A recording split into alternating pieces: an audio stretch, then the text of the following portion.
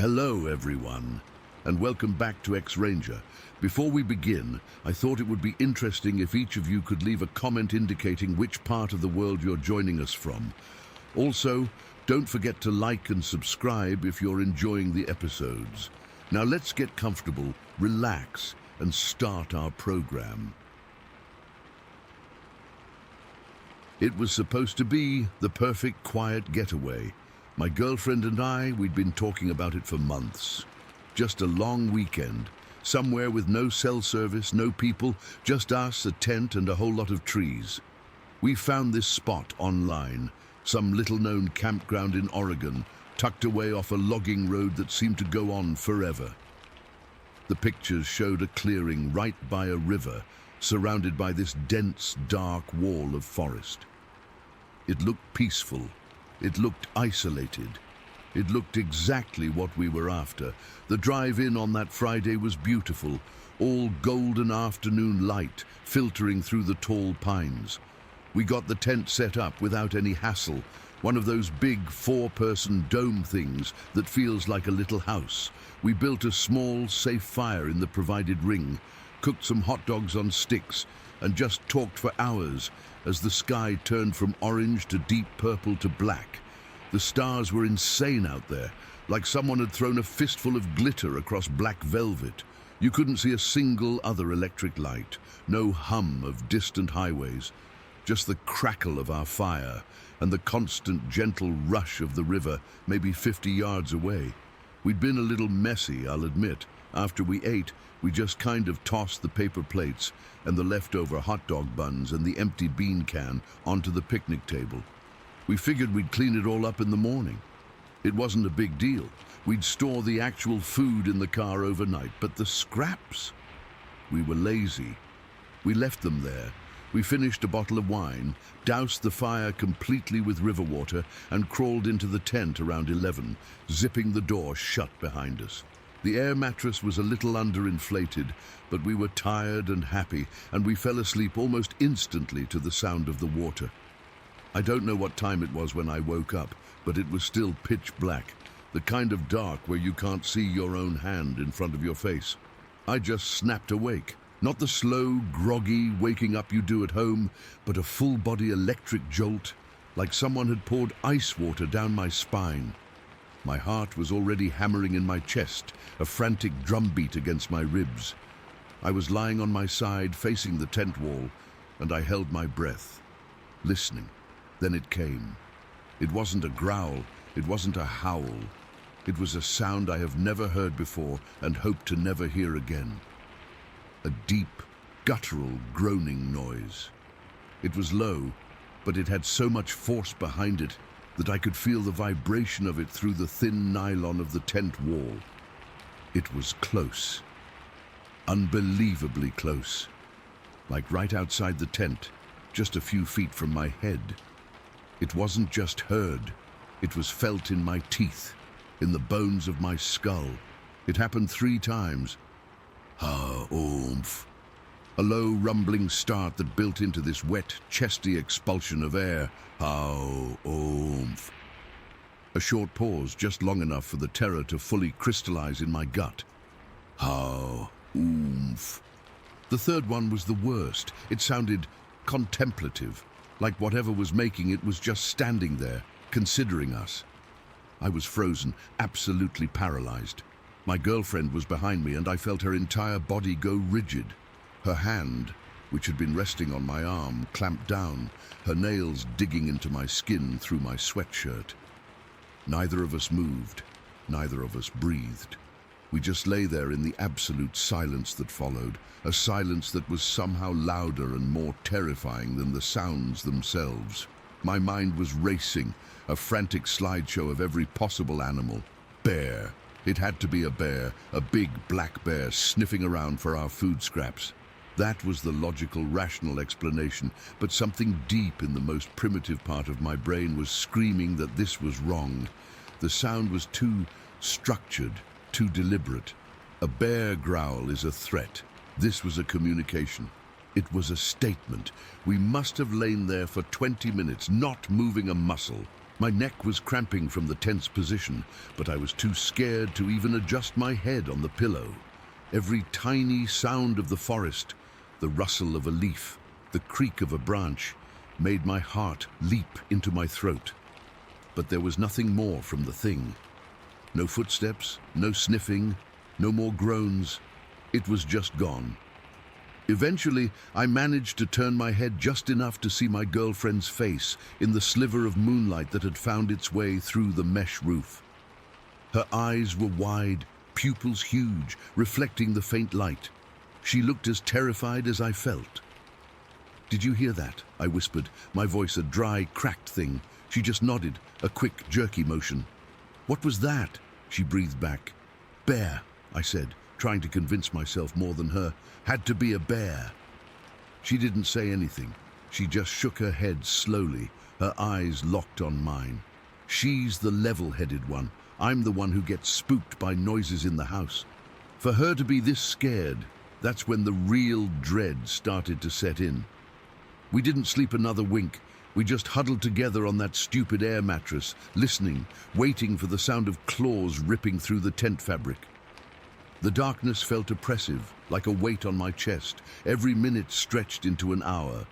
We watched the sky through the mesh slowly, agonizingly, shift from black to a deep dark blue, then to a pale gray. The second there was enough light to see the shapes of the trees, we moved. We didn't talk. We just got dressed in record time, our hands fumbling with zippers and laces. I unzipped the tent door slowly, my hand shaking, and peered out. The campsite looked normal, completely, utterly normal. The fire pit was just as we'd left it, a circle of cold, wet ash. Our folding chairs were still positioned around it. The picnic table still had our mess on it, the paper plates, the buns, the bean can. Nothing was disturbed, nothing was knocked over. "See?" I said, my voice still a whisper as I stepped out. It must have just been passing through. Got scared off, but I was already walking around the tent, my eyes scanning the ground. I was looking for paw prints, for the deep, clawed impressions of a bear. The ground was soft, damp earth near the river, perfect for holding tracks. I walked the entire perimeter of our tent. Nothing, just the impressions our own shoes had made the day before. My heart started to beat faster again, but for a different reason now, a confused, creeping fear. "Check the table," my girlfriend said from behind me. She hadn't moved from the tent door. I walked over to the picnic table. The food scraps were all there. The half-eaten hot dog buns were untouched. The bean can was still sitting right where we'd left it. A bear, even a cautious one, would have at least nosed this stuff. It would have knocked the can onto the ground. It would have left prints everywhere.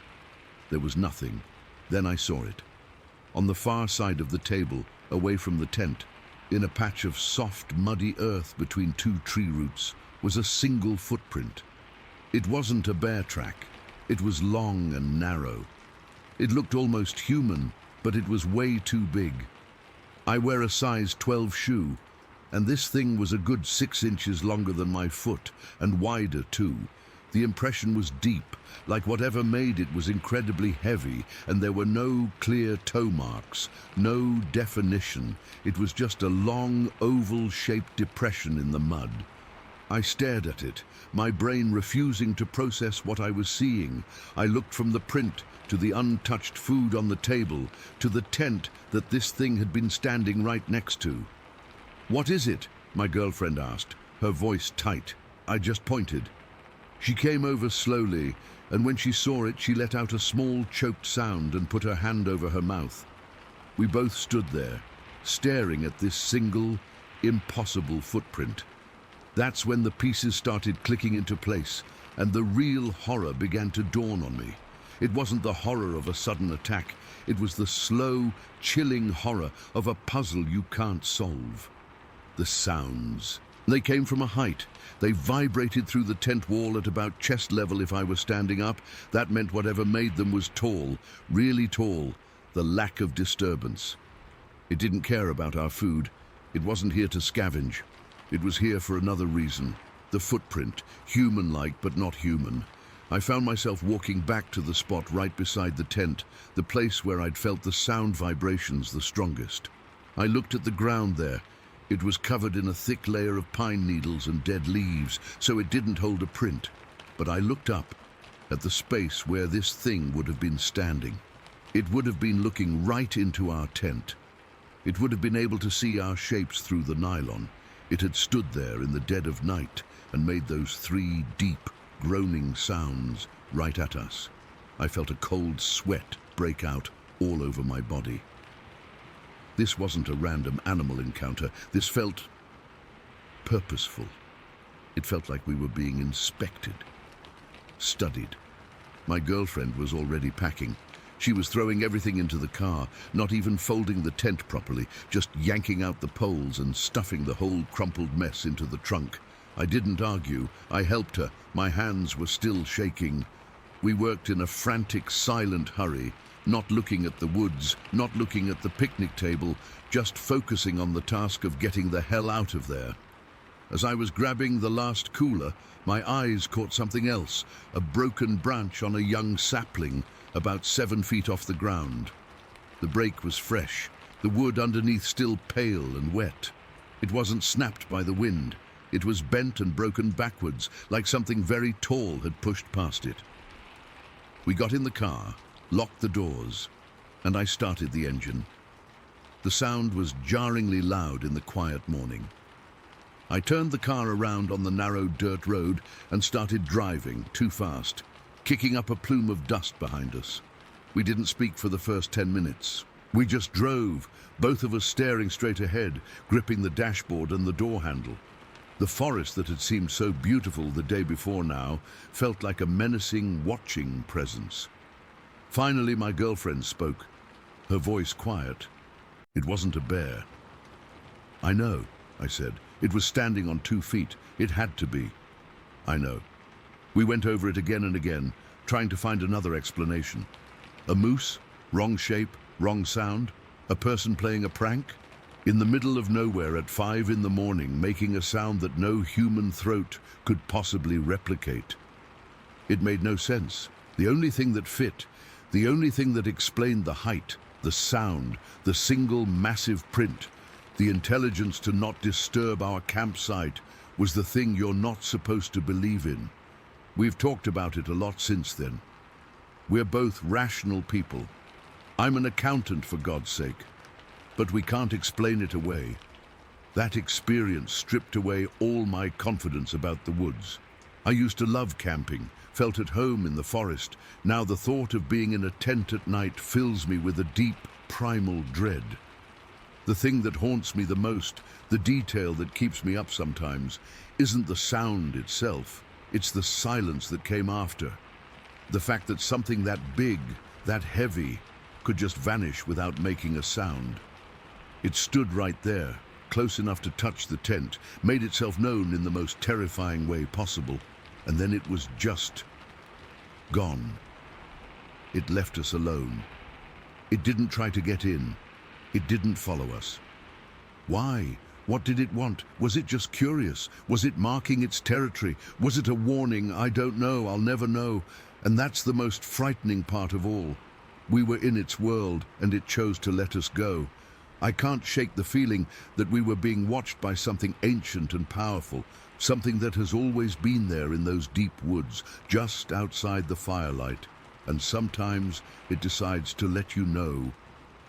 Story 2. It was one of those drives that just wears you down. You know the kind, where your eyes feel like they're full of sand, and the white lines on the road start to blur together. Me and my girlfriend were headed west on Highway 58 in Oregon, somewhere east of Oak Ridge. We'd been visiting her family in Bend and decided to head back late. It was stupid, honestly. We were both tired, but we just wanted to be home. The clock on the dashboard said it was a little after 10 at night. I remember because I kept staring at it, counting down the minutes until we could switch drivers. My girlfriend was asleep in the passenger seat, her head leaned against the window, her breathing steady. Outside, it was pitch black. No moon, no stars, just this heavy, deep darkness that gets out in the middle of nowhere. The trees on either side of the road were like a solid wall, and my headlights only cut so far into it. I had the radio on low, some classic rock station that kept fading in and out. I was fighting to stay awake, gripping the steering wheel tight, my back aching from sitting so long. The road was mostly empty. A car would pass going the other way every 20 minutes or so, their headlights blinding me for a second before everything went dark again. I remember thinking how isolated it felt out there, like we were the only people left in the world. I was just coming around a gentle curve when I saw something move at the edge of my headlights. At first, I thought it was a deer. You see them all the time on these roads, especially at night. My body went on autopilot. Foot eased off the gas, hands tightened on the wheel, but then it stepped fully into the road and my brain just stopped. This thing was massive. I don't mean big like a large deer or even a bear. I mean it was huge. It had to be at least 8 feet tall, maybe more. Its body was this dark, almost black color, like wet bark or dark charcoal. It wasn't bulky in a fat way, but solid, like a powerlifter. Broad shoulders, a thick chest, and these long, muscular arms that swung as it moved. And it was moving. God, the speed of it. It came out of the trees on the right side of the road in 2, maybe 3 long strides. It was running on 2 legs, completely upright like a man, but no man moves like that. Its legs were long, and it covered the entire 2-lane highway in what felt like a second. The grace of it was what got me. Something that big shouldn't be able to move that fast, that smoothly. It was like watching a video on fast forward. It was there, in the full glare of my headlights, for maybe 2 seconds total. I saw the way its muscles moved under that dark hair or fur. It wasn't shaggy, it was tight to its body. I saw its head, which seemed kind of small for its body, and it didn't turn to look at us. It just focused on getting across the road, its powerful legs eating up the ground. Then it was gone. It vanished into the trees on the left side without a sound. No crack of branches, no thud, nothing. Just gone. My heart was hammering in my chest so hard I could feel it in my throat. I must have made a sound, a gasp or something, because my girlfriend jerked awake next to me. "What? What is it?" she asked, her voice thick with sleep. I couldn't speak. I just stared at the spot where it had disappeared. The road was empty again. My headlights showed nothing but asphalt and the dark line of the forest. "Did you see that?" I finally managed to say. My voice was shaky. "See what? A deer?" "No." I shook my head, my eyes still glued to the road ahead. No, it wasn't a deer. I slowed the car down, my foot trembling on the brake. We were probably going 50, and I brought it down to 20, then 10. I just crept along, my eyes scanning the left side of the road, looking for any sign, any movement. The trees were impenetrable. It was like a black hole over there. "What was it then?" she asked. She was sitting up straight now, fully awake, sensing the panic in my voice. I tried to find the words. "How do you describe that?"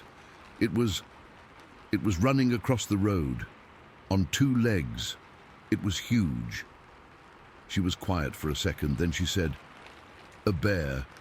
Sometimes they stand up." "This wasn't a bear," I said, and my voice sounded weird, too high. "Bears don't run like that. They waddle. This thing, it was sprinting. It was built like a person, but bigger, so much bigger." I could feel her staring at me. Then she turned to look out her window into the darkness. The car was still crawling forward. The silence in the car was heavy, pressing in on us. All I could hear was the hum of the engine and the sound of my own blood rushing in my ears. Then she said very softly, "I think I saw its legs." "What?" "When I was waking up. For a split second, I saw its legs. In the taillights. They were long, and it was on 2 feet. You're right. It wasn't on all 4s. That's when the real chill went through me. It was one thing for me to see it, to doubt my own tired eyes, but for her to confirm it, to have seen the same impossible thing, that made it real. A cold knot tightened in my stomach. I stopped the car, right there in the middle of the lane. I put it in park, and we both just sat, staring at the woods.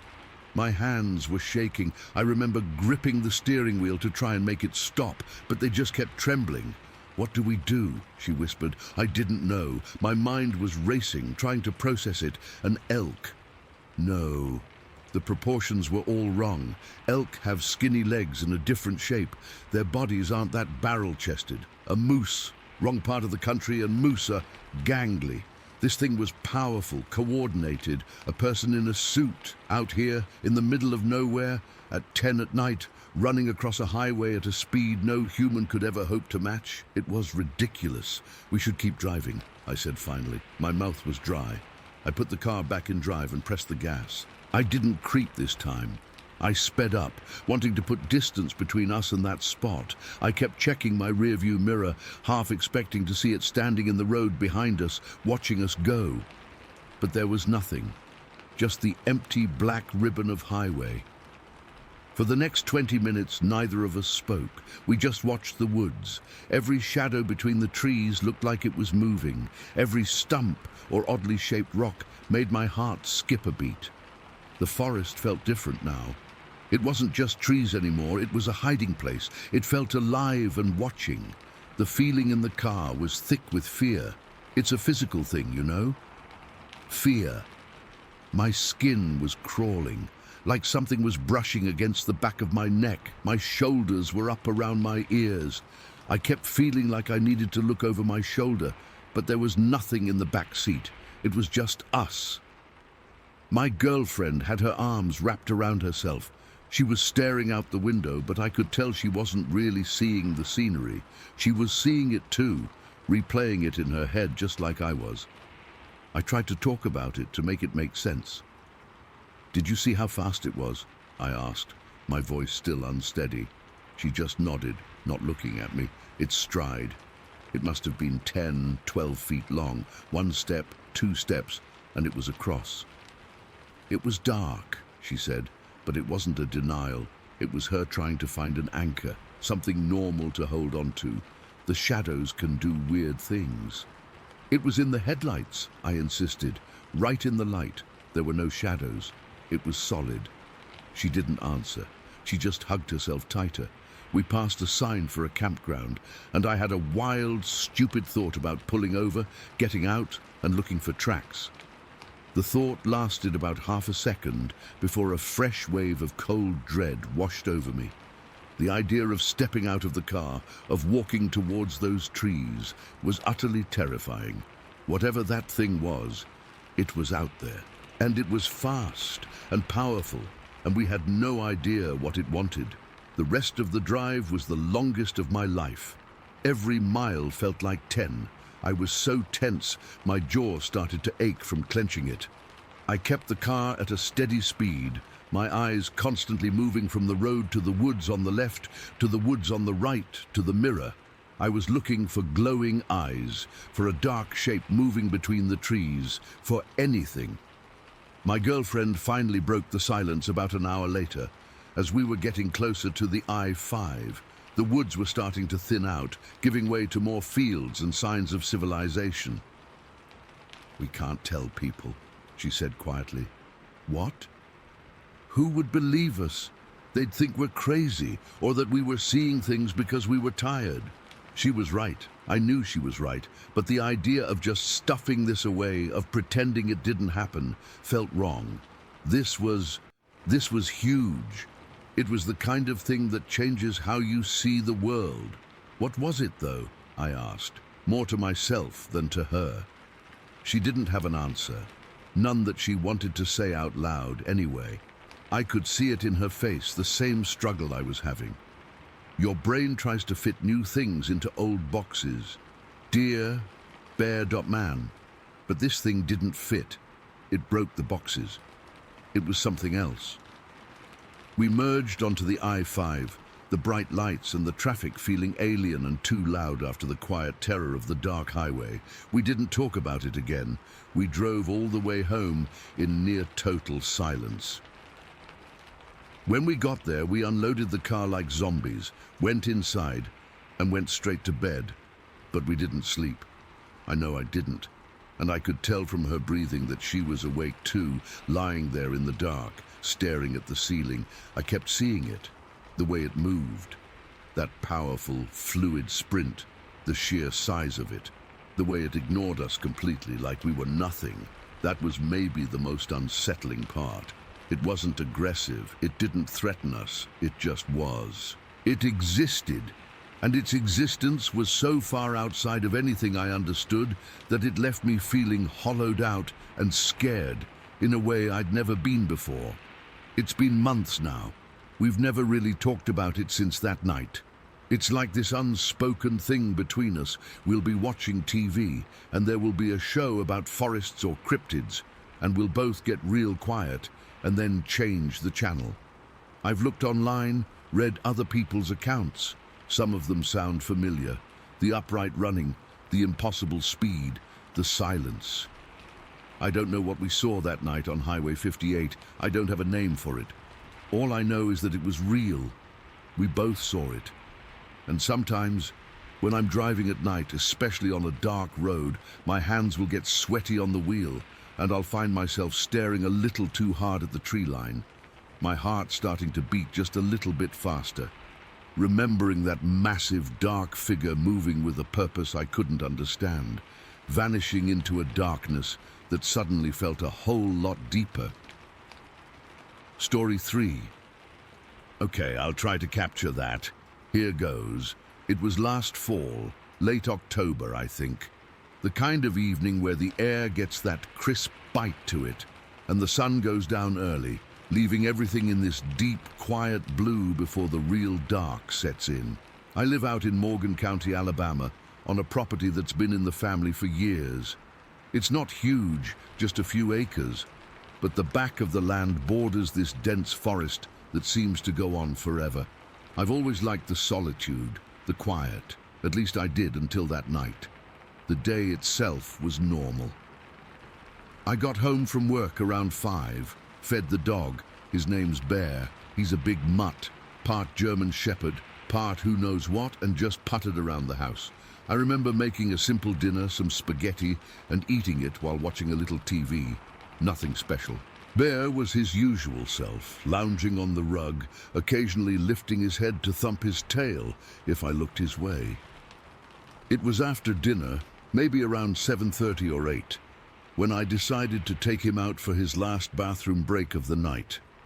I usually just let him out the back door, but he'd been cooped up all day, so I figured I'd walk him out a little ways, just to the edge of the yard. I remember pulling on my old jacket, the one with the torn pocket I keep meaning to fix, and grabbing the big flashlight from the shelf by the door. It's one of those heavy metal ones, takes 3 D-cell batteries, feels solid in your hand. I opened the back door, and the cool air hit me immediately. It smelled like damp leaves and wood smoke from a neighbor's chimney. Bear trotted out ahead of me, his nails clicking on the wooden porch steps. I followed him down, clicking on the flashlight. The beam cut a wide, bright path through the darkness, lighting up the dewy grass and the scattered leaves. I was just standing there, breathing in the cold air, listening to the absolute silence of the country night. No cars, no people, just the occasional rustle of some small animal in the woods. Bear was sniffing around the base of an old oak tree, doing his business. I was just zoning out, thinking about nothing in particular, maybe what I had to do at work the next day. Then Bear stopped, just froze. His head snapped up, ears pricked forward, pointing toward the tree line. His whole body went rigid. A low, rumbling growl started deep in his chest. It wasn't his usual, "I see a squirrel" growl. This was different. This was a sound I'd never heard him make before, a guttural warning noise that was almost a vibration in the air. The hair on his back stood straight up, a ridge of stiff fur from his neck to his tail. "Bear, what is it, boy?" I said, my voice sounding too loud in the quiet. He didn't look at me.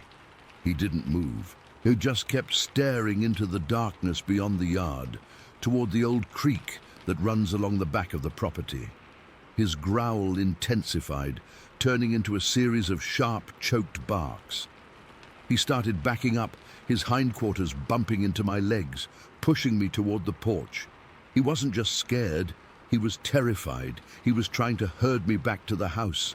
My heart started beating a little faster. I raised the flashlight, sweeping the beam across the edge of the forest. At first I didn't see anything, just trees, shadows, the usual stuff. Then I saw it, or rather I saw where Bear was looking. About 50 yards away, right near the tree line, there's this old, rusted-out car. It's been there since before my granddad owned the place. A real relic, just a shell now, all beaten up and covered in thick, twisting vines. It sits kind of lopsided in the dirt. I shone the light directly at it, and that's when I saw the shape. It was behind the car, mostly hidden by the passenger side door that was hanging off its hinges. It was huge, I mean just impossibly big. It was hunched over, but even hunched, I could tell it was taller than any man I'd ever seen. 7 feet, easy, maybe more. It was just this massive, dark silhouette. My first stupid thought was, is that a bear? But it was wrong. The posture was wrong. It was too upright, even while crouching, and the proportions, they weren't right for a bear. My hand was shaking, making the flashlight beam jitter. I tightened my grip, trying to steady it, and directed the light right on the thing. It wasn't just a shadow. It was covered in hair. Thick, matted, shaggy hair, dark brown or black, but it was patchy. In the spots where the hair was thinner or missing, I could see the skin underneath.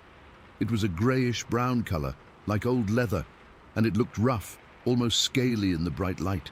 And then I saw its eyes. They caught the light and reflected it back at me, not like a cat's eyes, which shine green. This was different. This was an orange glow. A dull, fiery orange, like 2 embers burning in the dark. They were set deep under a heavy, sloping brow, and they were just fixed on me, unblinking. I stopped breathing. I think my heart actually stopped for a second. The sheer size of it was one thing, but those eyes, they weren't animal eyes. They weren't human eyes. They were aware. They were looking right at me, and I felt a jolt of pure, undiluted fear go through me like an electric shock. This wasn't curiosity. This was the assessment. I could hear it breathing, a heavy, wet, rhythmic sound, a deep huff, huff, huff that seemed to carry across the distance. Each exhale was accompanied by a low, guttural grunt, like rocks grinding together deep in its chest. The sound was primitive, ancient. Bear was going insane beside me. He wasn't barking anymore. He was just making this high-pitched whining sound, a noise of pure panic. And he was pressing his whole body against my legs, trembling violently. He was trying to get me to move, to run.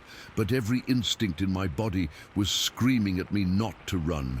Running is what prey does. If I ran, it might trigger something in that thing. It might decide to chase.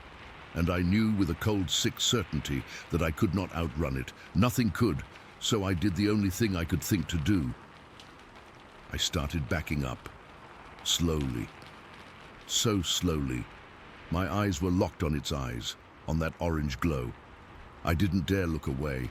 I didn't dare turn my back. My first step backward was the hardest. I was sure that any movement would cause it to charge. My muscles were so tense they ached. I could feel the cold sweat breaking out on my forehead, under my arms. The back of my neck was prickling. My mouth was completely dry. I took another step, then another. The porch steps felt a mile away. Every rustle of my jacket, every crunch of a leaf under my boot sounded like a thunderclap in the silence. All I could hear was my own ragged breathing, Bear's terrified whimpers, and that steady, heavy huff, grunt from the thing behind the car. It didn't move. It just stayed there, hunched behind that rusted metal, watching me. Its head was massive, kind of conical, sitting on shoulders that were impossibly broad. I could see the power in its frame, even while it was still. It was like looking at a boulder that could get up and walk. The distance between us felt like nothing. 50 yards is nothing to something that size. It could cover that ground in seconds. I kept expecting it to just stand up, to take a step, to do something. But it didn't. It just watched, and its stillness was somehow more terrifying than if it had moved. I was backing up, one agonizingly slow step at a time. My hand clenched so hard around the flashlight, my knuckles were white. I was afraid if I loosened my grip, I'd drop it. I couldn't drop it. The light was the only thing between me and it. I felt like if that beam wavered, if I let the darkness touch it, it would be on me. I finally felt the wooden edge of the bottom porch step bump against the back of my heel. The relief was so intense, it almost made my knees buckle. But I didn't break eye contact. I shuffled backward up the 3 steps, my movements stiff and clumsy. Bear scrambled up beside me, his claws scrabbling on the wood. Once I was on the porch, I was still backing up toward the door. My hand fumbled behind me, searching for the doorknob. I found the cold metal, twisted it, and pushed the door open.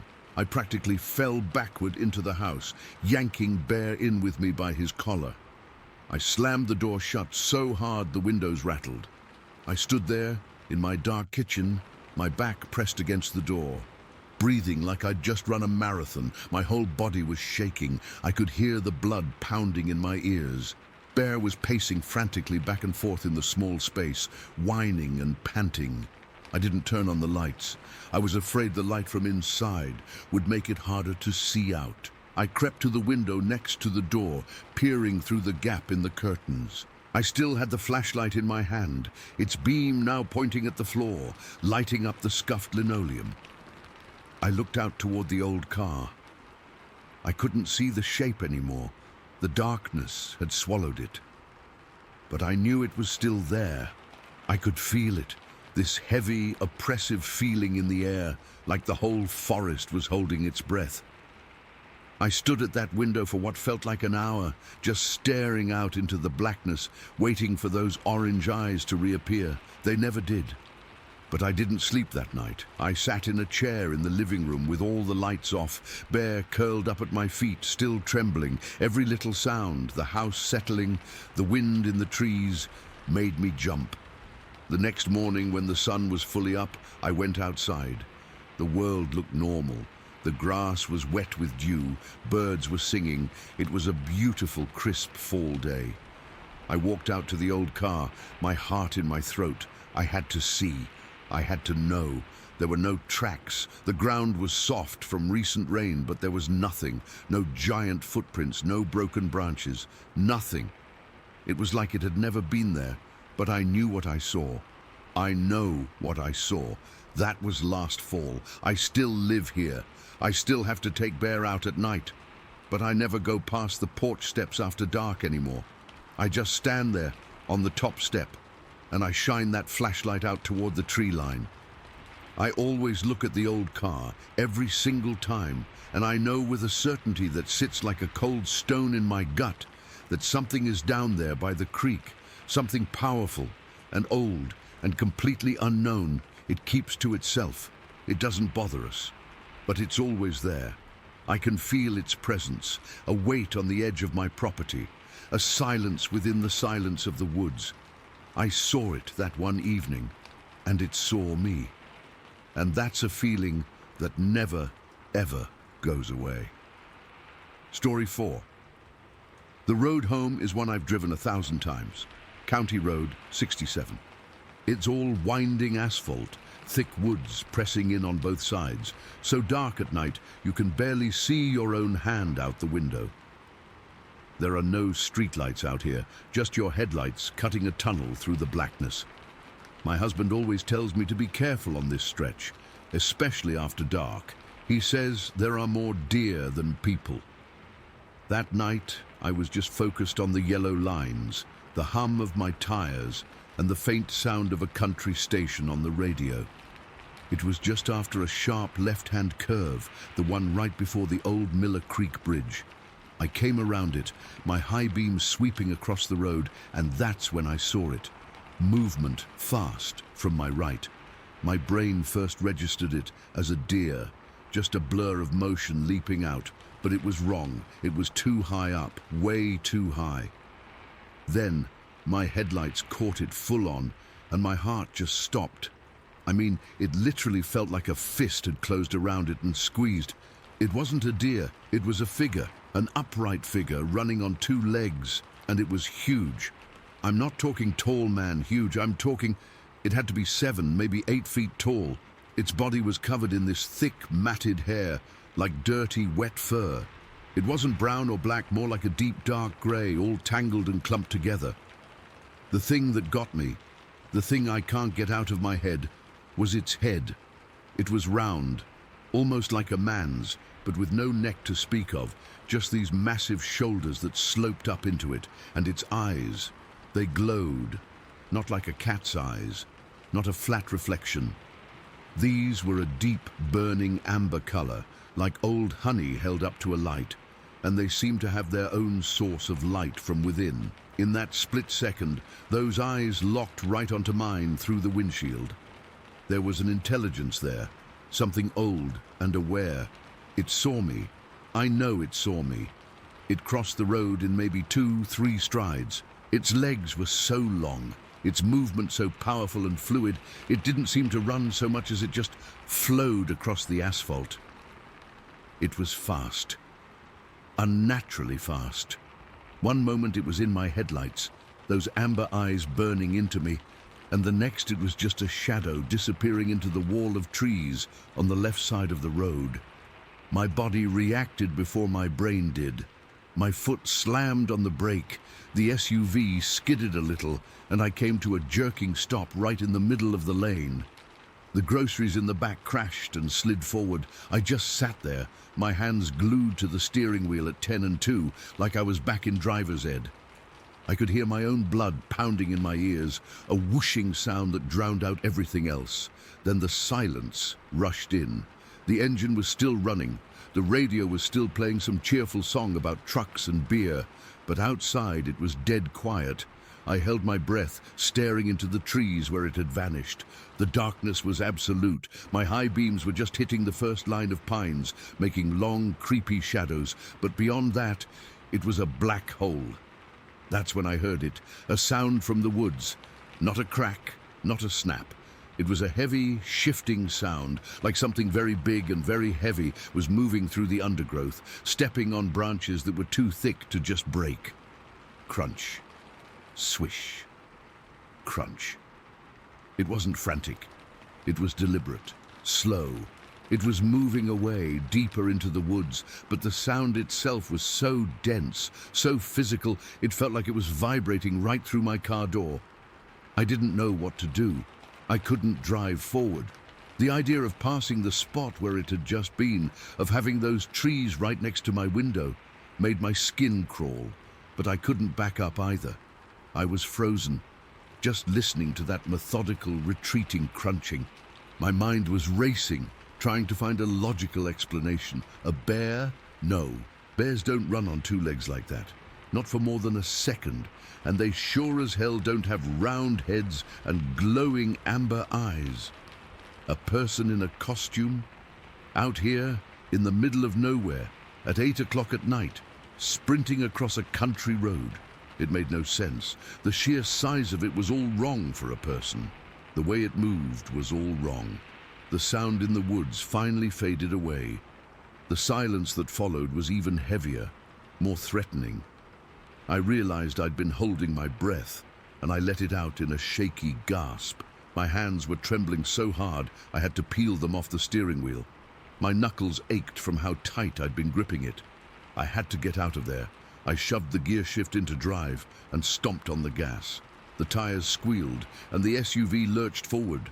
I didn't care about speed limits or curves. I just stared straight ahead, my eyes glued to the road, refusing to look into the woods on either side. Every shadow, every clump of bushes looked like it was about to come alive. My whole body was tense, braced for something to leap out in front of me again. That 5-mile stretch to my house felt like 100. Every second, I expected to see those amber eyes in my rearview mirror gaining on me. I kept checking it, my heart jumping at every pair of normal headlights I saw in the distance. When I finally pulled into my driveway, I didn't even bother parking properly. I just threw the car in park, killed the engine, and ran for the front door. fumbling with my keys. I didn't look back at the dark tree line at the edge of our property. I burst inside, slammed the door shut, and locked it, then leaned against it, my chest heaving. My husband was in the living room and looked up from his book. "You okay? You're white as a sheet." I couldn't form the words. I just shook my head and went to the kitchen sink, splashing cold water on my face. My hands were still shaking. I tried to tell him, but it came out in a jumble. "I saw something on the road by Miller Creek. Huge thing. Eyes." He came into the kitchen, his face concerned. "A deer? Did you hit a deer?" "No," I said, my voice firmer now, almost angry that he wasn't understanding. "It wasn't a deer. It was on two legs. It was covered in hair, and its eyes glowed." He was quiet for a minute, just looking at me. I could see he was trying to figure out if I was joking or if I'd just gotten spooked by the dark. But he knows me. He knows I don't spook easy. I've walked these woods my whole life. Then he said something that made the bottom drop out of my stomach. "You know," he said slowly, "a few weeks back I was out on the back porch late having a smoke, and I heard the weirdest damn sound I've ever heard. It was a howl, but it wasn't a coyote. It was deeper, louder. It didn't sound like any animal I know.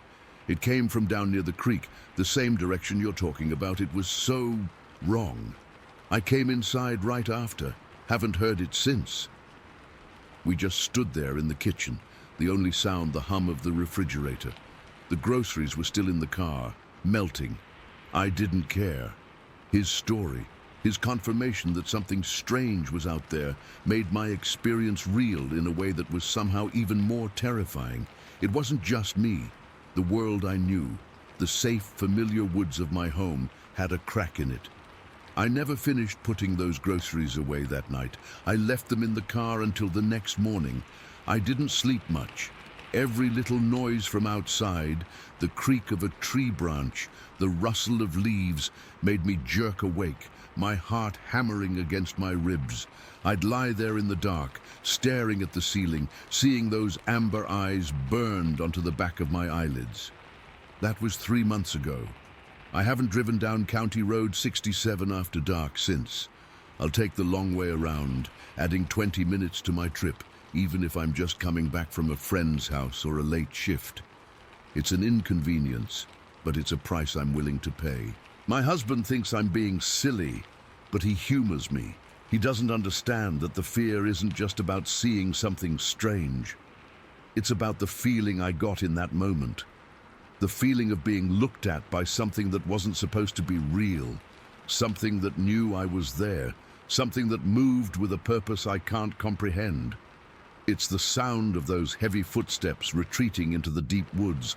A sound that promised it was still out there, somewhere in the dark. Just beyond the edge of my headlights, I saw it, it saw me, and now I know for a fact that we are not alone out here, and I don't think I'll ever feel truly safe in these woods again. Story 5. All right, I'll just get this out. I've never written it all down before, and I don't know if it'll help, but I can't keep carrying it around like a stone in my gut. This was back in the winter of 78 and 79. I was in my late 20s then, living not far from Carpenter's Knob in Cleveland County, North Carolina. It's a place you'd probably drive right through without a second thought, just woods and hills and a few scattered houses. But that winter it felt like the center of something dark and old. It all started for the wider community anyway when old Minnie Cook talked. She was 88 years old, tough as old boots, the kind of woman who'd lived her whole life in those hills. When she said she saw something, people listened. She said it was a black, hairy creature right near her house. It terrified her so bad she wouldn't step outside without her rifle after that. You have to understand, this wasn't some city person spooked by a raccoon. This was Minnie Cook. Her being scared made the rest of us nervous. The story started circulating, mostly at Ruby Cook's store. That place was the town's heartbeat. You'd go in for a loaf of bread and come out with the latest news, which that winter was always about Nobby. That's what people started calling it, Nobby. It sounded almost friendly, which it wasn't. The description was always the same. About 200 pounds, 6 feet tall, covered in dark hair, with a small head and a flat face. The thing that got me was how it moved. Some said it walked on all fours, low to the ground, and others swore they saw it standing upright, just like a man. That detail, the standing up, that's what stuck in your head and wouldn't leave. I'd hear these stories and feel a mix of things, a little bit of curiosity, sure, but mostly a low-grade dread that sat at the base of my spine.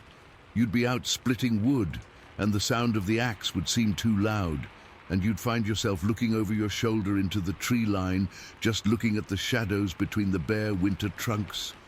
The woods, which had always been a place I knew, started to feel different. They felt watched. The day it happened for me was a Saturday, deep in January. The air was so cold, it felt sharp in your lungs. The sky was that flat, solid grey that promises more snow, but never seems to deliver. I had some errands to run. My truck was acting up, sputtering and dying at stop signs, so I figured I'd drive it into town to see if it would warm up on the longer trip.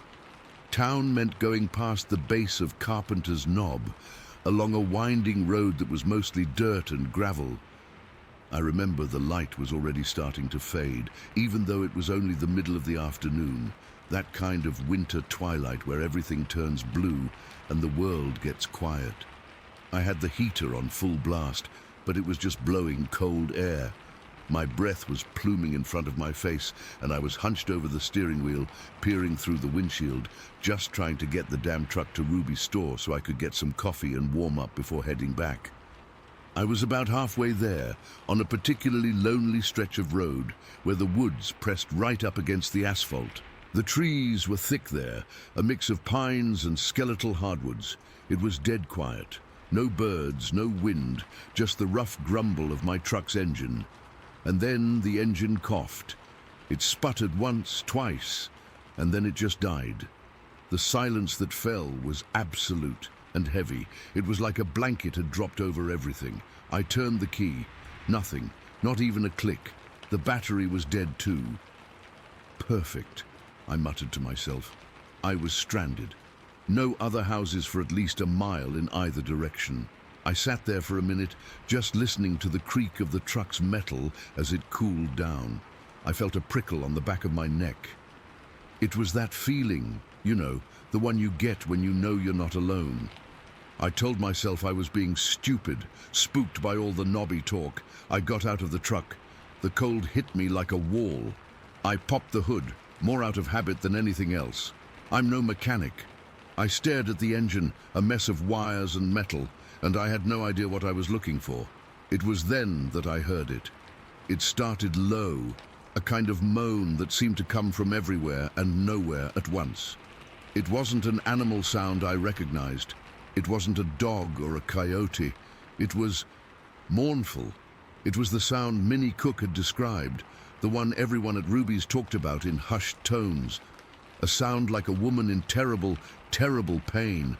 It rose and fell, this awful, grieving noise that cut right through the cold air and went straight into me. My blood went cold.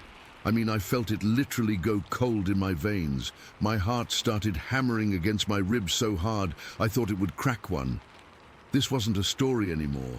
This was real. This was happening to me right now, on this empty road as the daylight bled away. The sound stopped as suddenly as it had begun. The silence that followed was even worse. It was a listening silence. I stood there frozen, one hand on the cold metal of the hood, not even breathing. I was straining my ears, trying to hear anything over the pounding in my own head. My eyes scanned the tree line. The shadows between the trees seemed deeper now, black pools that could hide anything. Then I saw movement.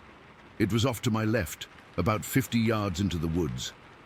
Something dark shifted behind a thicket of pines. It was big, too big to be a deer. It moved with a strange, fluid heaviness. I couldn't see it clearly, just a shape, a patch of deeper darkness in the already dark woods. My mind was screaming, trying to make it into a bear. But bears are hibernating in January, and bears don't stand up like that, because it was standing up. It stepped out from behind the pines, and for a few terrifying seconds I saw it clearly.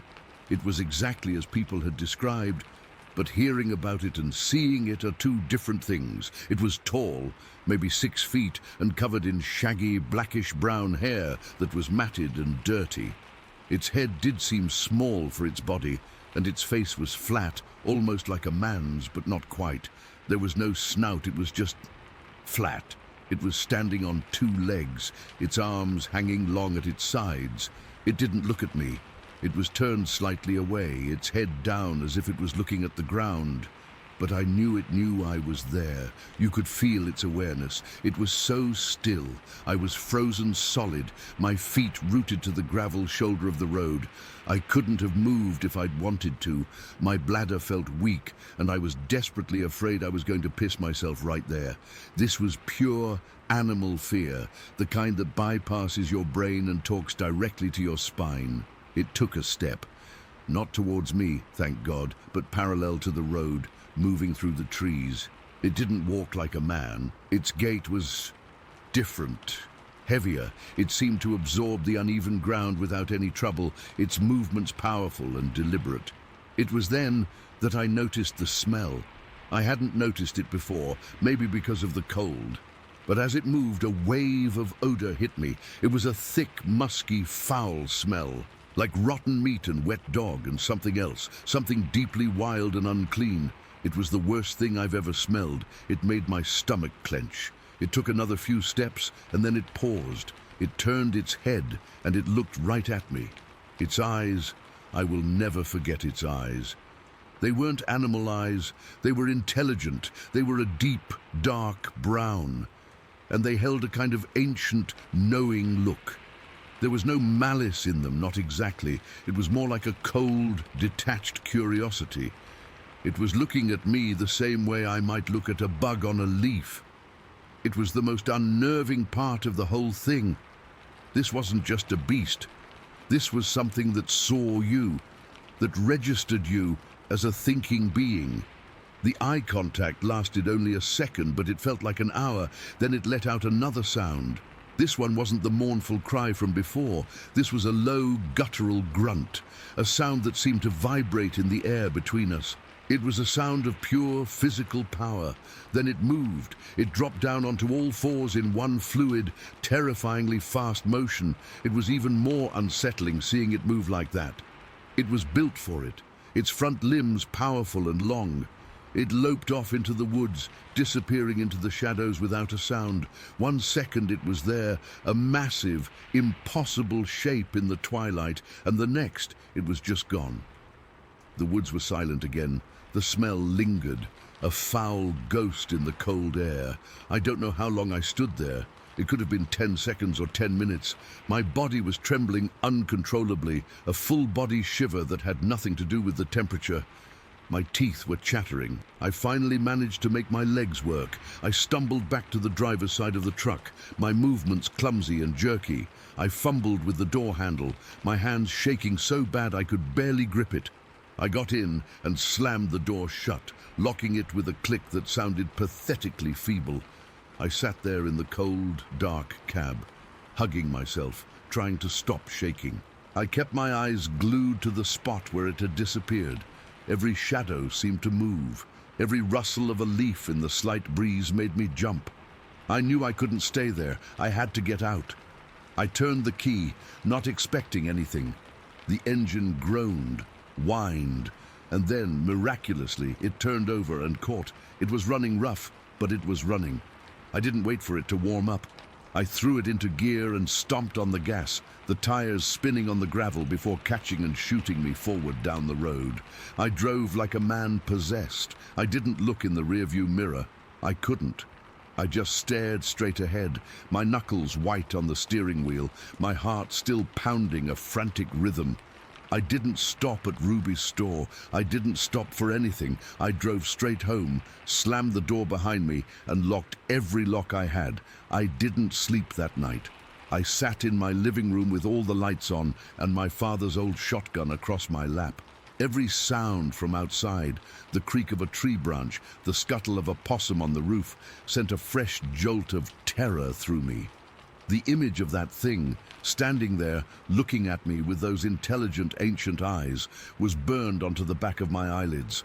The next day, I heard about Forrest Price. His goat was dead, its neck broken, and later searchers found tracks. Large tracks, with a weird thumb-like protrusion. I didn't go look. I didn't need to. I knew. The whole knobby phenomenon eventually faded away. People got tired of being scared. The wildlife experts came and said it was probably just a bear, a weird one, maybe sick.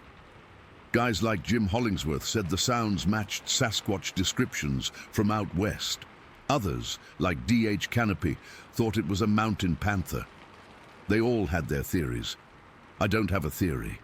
I know what I saw. I felt its presence. I smelled it. I looked into its eyes. It was real. It wasn't a bear. It wasn't a panther. It was something else. Something that doesn't fit into any box we have. That was over 40 years ago. I still live in Cleveland County. I still see those woods every day, but I never walk in them anymore. Not deep. And every winter, when the light gets that certain shade of blue and the world goes quiet, I remember the weight of that silence, the foulness of that smell, and the cold, knowing look in its eyes. The fear never really left. It just became a part of me, a permanent resident in the back of my mind, a chill that never, ever goes away. Story 6. So, this happened to me and my husband back in early April of 2006. We were staying in this cabin rental near Pigeon Forge, Tennessee. It was supposed to be a quiet getaway, just a week away from work and noise. The cabin was nice, rustic, but comfortable, tucked back off one of those winding mountain roads. Lots of trees, real private. We'd been there a couple days already, just hiking and relaxing, nothing weird at all. The day it happened was April 11th. I remember the date because it stuck in my head after. It was a Tuesday. The evening was cool, not cold, but you needed a light jacket if you were sitting outside. After dinner, my husband and I decided to have a drink on the back porch.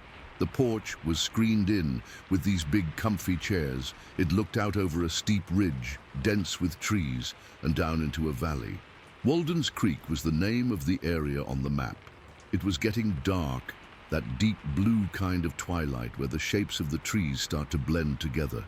The frogs had started up, that constant chirping background noise they make. It was peaceful, normal.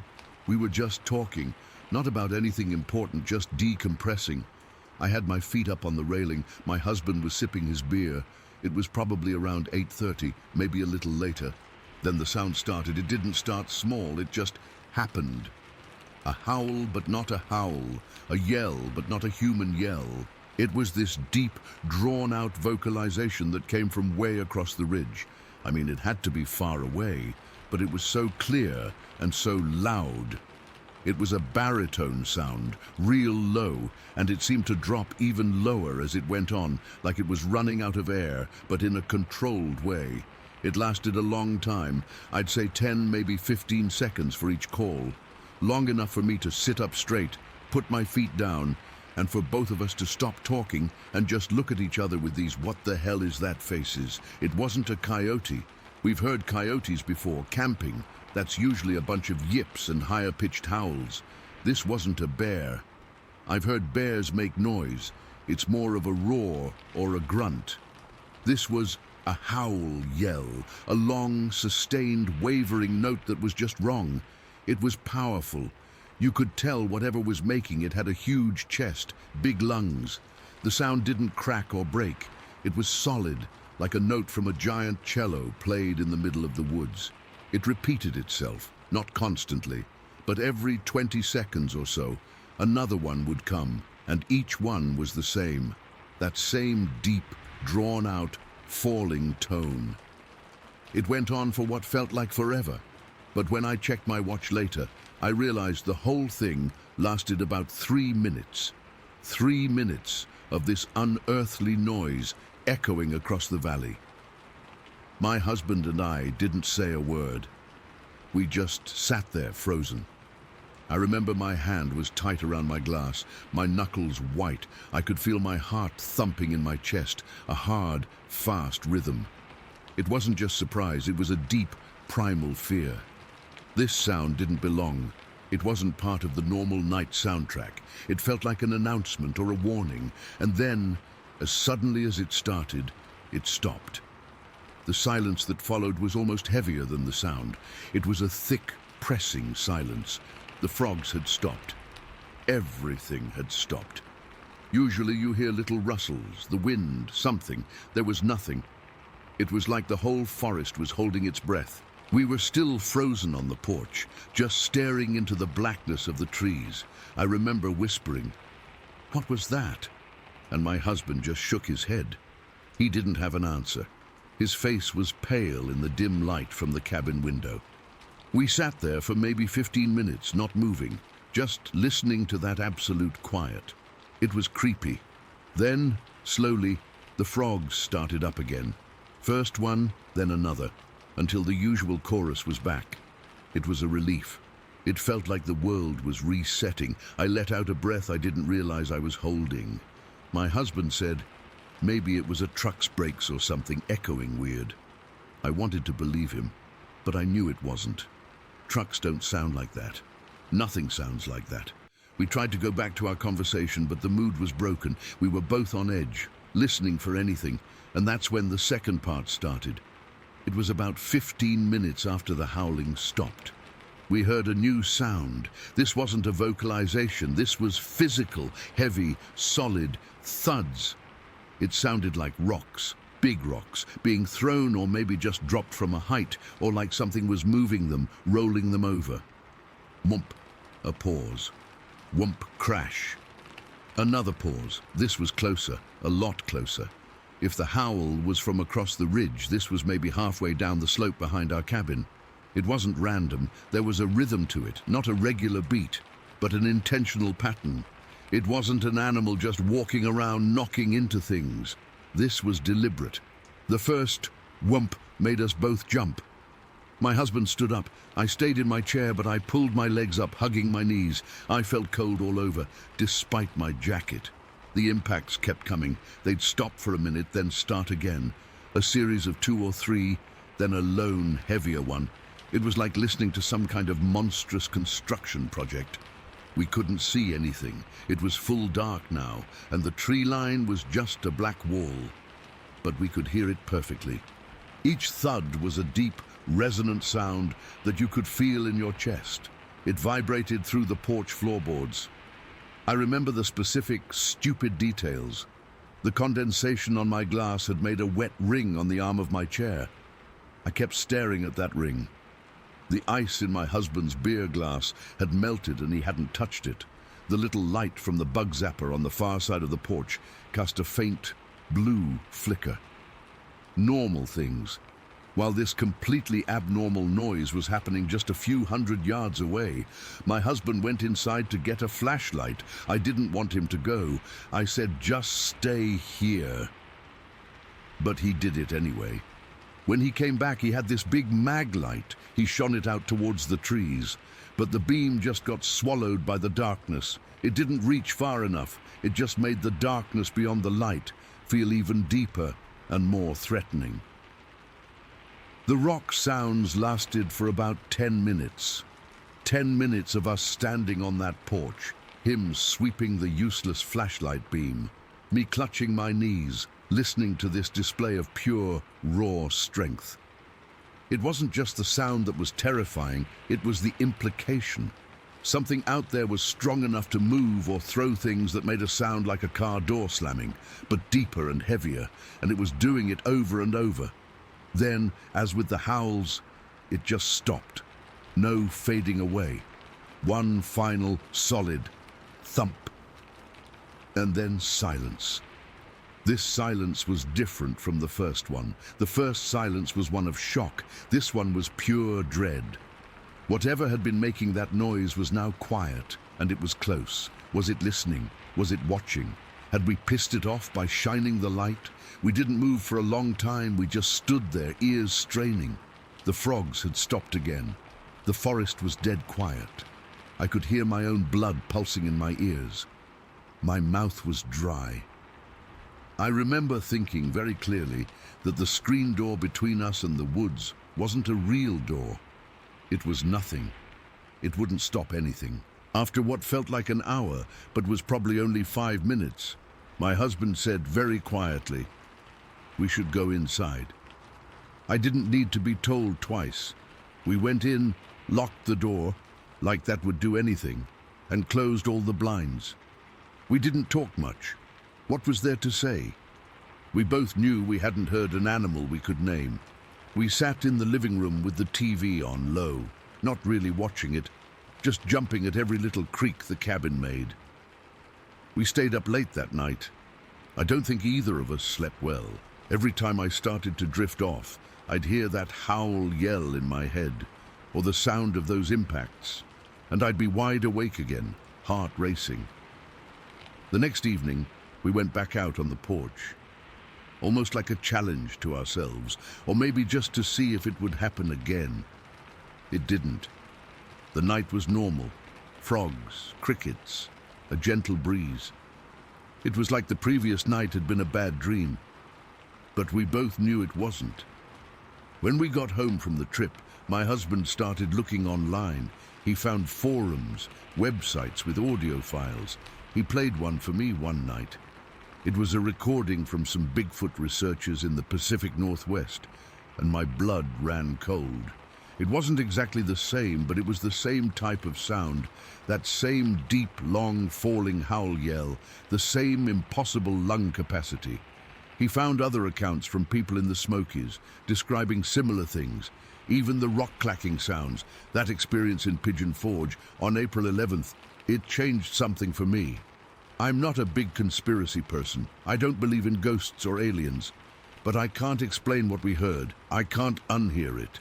The combination of that vocalization, something that just doesn't fit into any known box, followed by those physical, powerful impacts. It was too much. It wasn't just a sound in the night. It felt like a presence. Something intelligent enough to make itself known, and powerful enough that you didn't want to know anymore. I'm convinced, completely convinced, that there is something in those mountains, something old and powerful and unknown, and I have no desire to ever meet it. Story 7. My boyfriend was poking at the fire with a stick, making little sparks fly up, and I was leaning back in my camping chair just staring into the flames. The forest around us was pitch black beyond the circle of light from the fire, but it didn't feel threatening. It felt peaceful, like we were wrapped in this cozy bubble. I could hear the usual nighttime sounds, the soft rustle of leaves, maybe a distant owl, but nothing out of the ordinary. We'd finished eating hours ago, just hot dogs and beans, and we were sipping on beers, not even drunk, just pleasantly buzzed. Everything was normal, totally normal. And I remember thinking how lucky we were to have this spot all to ourselves. Then it started. At first it was so faint I almost didn't register it. A high-pitched sound, kind of like a whistle, but not quite. And it had this rhythm to it, like da-da-da, da-da-da, over and over. I sat up a little straighter, thinking maybe it was some kind of bird or an animal we hadn't heard before. My boyfriend must have heard it too, because he stopped poking the fire and tilted his head, listening. "You hear that?" he whispered, and I nodded, not saying anything. The sound was coming from everywhere and nowhere at once, like it was echoing through the trees, and it was hard to pin down where it was originating from. It wasn't loud at first, just this eerie background noise that slowly started to get under my skin. Within what felt like a minute, but was probably only seconds, the sound grew. It wasn't just high-pitched anymore. It turned into this screaming. Not human, not animal, but something in between, rhythmic and piercing, like someone was blowing a whistle, but with this raw, wild edge that made the hair on my arms stand up. It was alive, you know, like it had intention behind it, and it was getting louder, filling the entire forest. I felt this cold dread wash over me, starting in my stomach and spreading out until my whole body was tense. My heart started pounding so hard I could feel it in my throat, and I remember my hands gripping the arms of my chair, my knuckles turning white. My boyfriend and I just froze, locked in place, staring at each other with wide eyes. I couldn't move, couldn't speak. It was like all the air had been sucked out of the space around us, and all we could do was listen to that horrible sound. It felt like an eternity, just sitting there, paralyzed. The screaming was rhythmic, almost musical in a twisted way, but it was so aggressive and close now that I could feel it vibrating in my chest. I've never been so scared in my life, not even close. This wasn't like hearing a bear or a coyote. This was something else, something that didn't belong in this world. My mind was racing, trying to make sense of it, but all I could think was that we needed to get out of there. My boyfriend was the first to snap out of it. He stood up so fast his chair almost tipped over, and he grabbed my arm. "We have to go," he said, his voice shaky but urgent.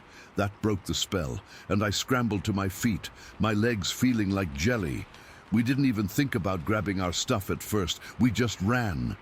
The truck was parked about 50 feet away, but it felt like a mile.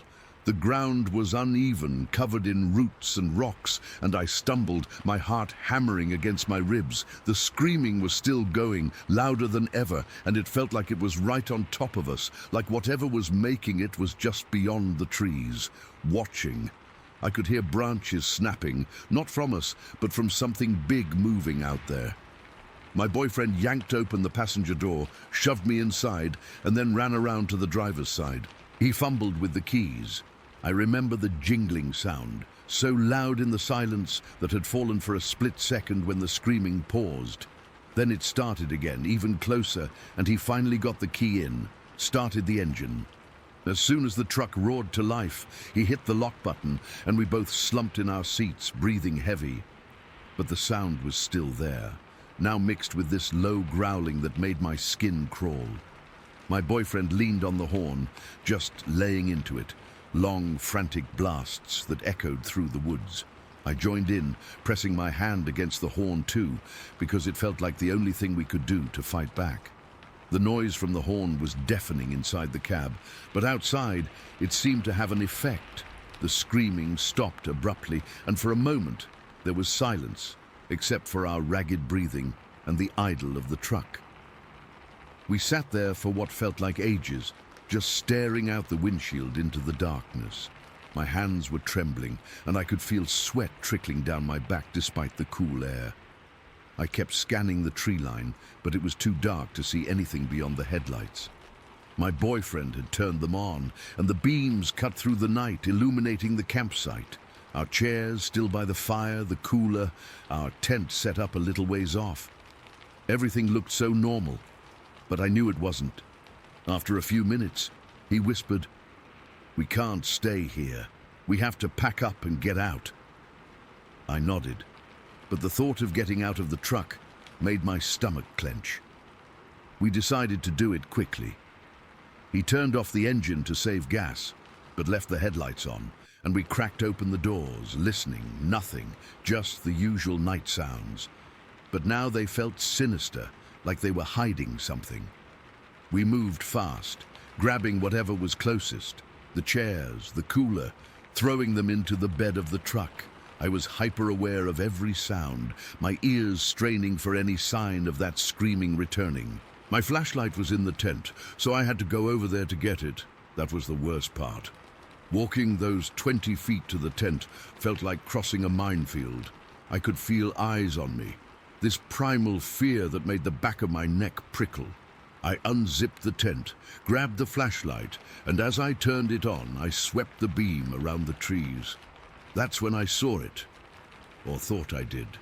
Movement, just at the edge of the light, something big and dark shifting behind a thicket of ferns. I froze again, my breath catching in my throat. "Did you see that?" I hissed to my boyfriend, who was loading the last of the firewood. He looked over, and we both stared, but nothing moved. Then the sound started again, not as loud this time, but that same rhythmic screaming, coming from the direction I'd seen the movement. It was farther away, but it was enough to send us scrambling back to the truck. We dove inside, slamming the doors and locking them, our hearts pounding. We sat there for another 10 minutes, just listening. The sound faded after a bit, but the fear didn't. My boyfriend started the engine again, and we decided to finish packing with the truck running, so we could jump in and go if needed. We took turns. One of us would stay in the driver's seat, ready to drive, while the other quickly grabbed stuff. I remember my hands shaking so bad I could barely fold the tent, and I kept dropping things. The whole time I was scanning the darkness with the flashlight, but I didn't see anything else. No eyes reflecting back, no more movement, just that oppressive feeling of being watched. We got most of our gear loaded, but we had to go back for a few things near the fire pit. As I was picking up a water bottle, the screaming started again, this time from a different direction, closer, like it was circling us. It was so loud and piercing that I dropped the bottle and ran for the truck, my boyfriend right behind me. We got in, and he honked the horn again, but this time it didn't stop. The sound kept going, rising and falling in that rhythmic pattern, and it felt like it was taunting us. I was crying by then, just silent tears, because I was too scared to make noise. My boyfriend put his arm around me, but he was shaking too. We must have gone through this cycle 3 or 4 times, trying to pack, hearing the sound, running back to the truck. Each time it felt like we were losing our minds. The adrenaline was wearing off, and I was exhausted, my body aching from the tension. I kept checking the time on the truck's clock. It was around 11:30 p.m. when we finally had almost everything loaded. The last thing was the fire. We had to put it out properly, so we used a shovel to spread the embers and douse them with water from our jug. As we were doing that, the screaming started one more time, but it was farther away, echoing through the valleys. It didn't feel as immediate, but we weren't taking any chances. We jumped back in the truck, and my boyfriend didn't even wait to buckle up. He just put it in drive and started heading down the dirt road. The headlights bounced over the ruts, and I kept looking back, half expecting to see something chasing us, but there was nothing, just darkness.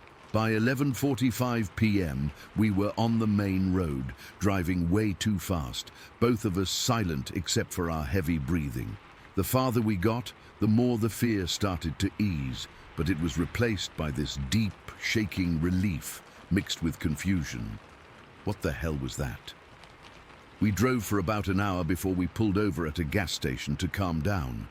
My hands were still trembling, and I couldn't stop replaying the sound in my head. That's when my boyfriend pulled out his phone and started searching online for weird forest sounds, Oregon or something like that. We found a bunch of forums, people talking about similar experiences, and then he stumbled on this old recording from 1978 in Washington. When he played it, my blood ran cold. It was identical, that same high-pitched rhythmic screaming. The description said it was a known Sasquatch vocalization, and I just sat there in the passenger seat, staring at the phone, feeling like the world had shifted under my feet. I've always been skeptical about Bigfoot stuff, thought it was just folklore or hoaxes, but hearing that recording, it was exactly what we heard.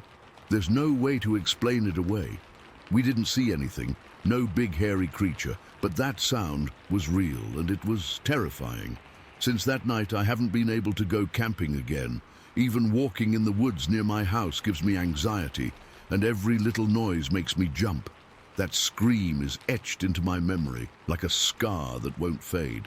I don't know what it was, and I probably never will, but it changed how I see the woods forever. They're not just peaceful places anymore. They're hiding something, and I don't ever want to find out what. Story 8. Okay, so I've never really shared this with anyone outside my family, and even then, we don't talk about it much. It's one of those things that sounds crazy when you say it out loud, but I know what I saw, and it's stuck with me ever since. This happened back in the fall of 2004 at Quick Lake. I was just a kid then, maybe 12 or 13, and I was obsessed with fishing. Still am, really, but I don't go out early in the morning anymore. Not there, anyway. That day, I woke up way before the sun even thought about rising. My alarm clock was buzzing, and I remember fumbling to shut it off because I didn't want to wake anyone else in the house. It was one of those crisp fall mornings where the air feels clean and cold, and you can see your breath like little puffs of smoke. I pulled on my jeans and a thick hoodie, grabbed my fishing rod and tackle box from the garage, and slipped out the back door. The grass was wet with dew, and it soaked through my sneakers almost immediately, making my feet feel numb after a few minutes. I didn't care, though. I was just excited to get to the lake. Quick Lake isn't some huge famous spot. It's just a quiet little place tucked away in the woods, with a dirt parking lot and a narrow path leading down to the water. We'd been going there for years, my parent and me, usually on weekends. It was our thing. That morning, I was going alone because my parent had to work later, but they said I could go if I promised to be back by 9. I remember thinking how grown up I felt, heading out on my own in the dark. The walk from our house to the lake takes about 20 minutes if you cut through the woods. I had a flashlight, but the battery was dying, so it cast this weak, yellowish beam that didn't do much against the deep shadows. The trees were mostly bare, with just a few stubborn leaves clinging on, and every time the wind blew, they'd rustle and make me jump a little. I'm not usually a scaredy cat. I've spent tons of time in the woods, but that morning felt different. Maybe it was the silence, or the way the darkness seemed thicker than usual. I kept telling myself it was just my imagination, that I was being silly. When I got to the lake, the water was dead calm, like glass, reflecting the faint light from the sky. The stars were still out, but the horizon was starting to turn a pale grey, so I knew dawn wasn't far off. I found my usual spot near a big rock at the edge of the water and started setting up my rod. I remember the sound of the reel clicking as I threaded the line and the smell of damp earth and pine needles. It was so quiet that every little noise seemed amplified. The crunch of my footsteps, the plop of the bait hitting the water, even my own breathing. I'd been fishing for maybe 10 minutes, not catching anything, just enjoying the peace, when I first noticed something moving up on the hill across the lake. At first I thought it was a deer. We get a lot of them around there, and they're usually skittish, but this was different. It was bigger, and it was walking on 2 legs. I froze, my hand tightening around the fishing rod. My heart started beating faster, and I remember feeling a cold trickle of sweat run down my back, even though I was shivering from the chill. I squinted, trying to see better in the dim light. The hill is about 150 yards away, covered in trees and underbrush, but there's a clearish slope where the trees thin out. That's where I saw it. A large, dark shape moving down the hill with this slow, deliberate gait. It wasn't stumbling or awkward like a bear might look on 2 legs. It was smooth, almost graceful, and it was covered in what looked like dark, shaggy hair from head to toe. I couldn't make out any features, just this hulking silhouette against the graying sky. My mind raced, trying to make sense of it. Maybe it was a person in a big coat, but no one else was supposed to be out here, especially not at that hour. And the way it moved, it was too tall, too broad, and it didn't walk like a human. It had this sway to its steps, like it was heavy but balanced. I felt a knot form in my stomach, and my mouth went dry. I wanted to look away, but I couldn't. I was rooted to the spot, just watching. Then, without even thinking, I yelled. It wasn't a word, just a sharp, panicked shout. "Hey!" But loud enough to echo across the water. I don't know why I did it. It was pure instinct, and that's when everything changed. The creature stopped dead in its tracks. It had been heading downhill, but it froze mid-step and slowly turned its head toward me. I couldn't see its face clearly, but I felt its eyes on me. It was like being pinned by a spotlight. The air went cold, and I got this intense, primal fear that made my skin crawl. It wasn't just being watched. It was like this thing was seeing right through me, into some deep part of me that I didn't even know existed. We stood there, locked in that gaze for what felt like forever. In reality, it was probably only a few seconds, but time seemed to stretch out. I could hear my own heart hammering in my ears, and my hands were shaking so bad I almost dropped my rod. I remember the details vividly, the way the creature's dark fur seemed to blend into the shadows, the slight tilt of its head as it stared, the utter silence around us. Even the wind had died down, like the whole world was holding its breath. Then, just as suddenly as it had stopped, it turned away and continued walking down the hill. It didn't run or hurry, it just moved at the same steady pace, like I was nothing to worry about. But the moment it broke eye contact, I felt this wave of relief mixed with terror, because I knew I had to get out of there. I scrambled back from the water, my legs wobbly, and started shouting for my parent.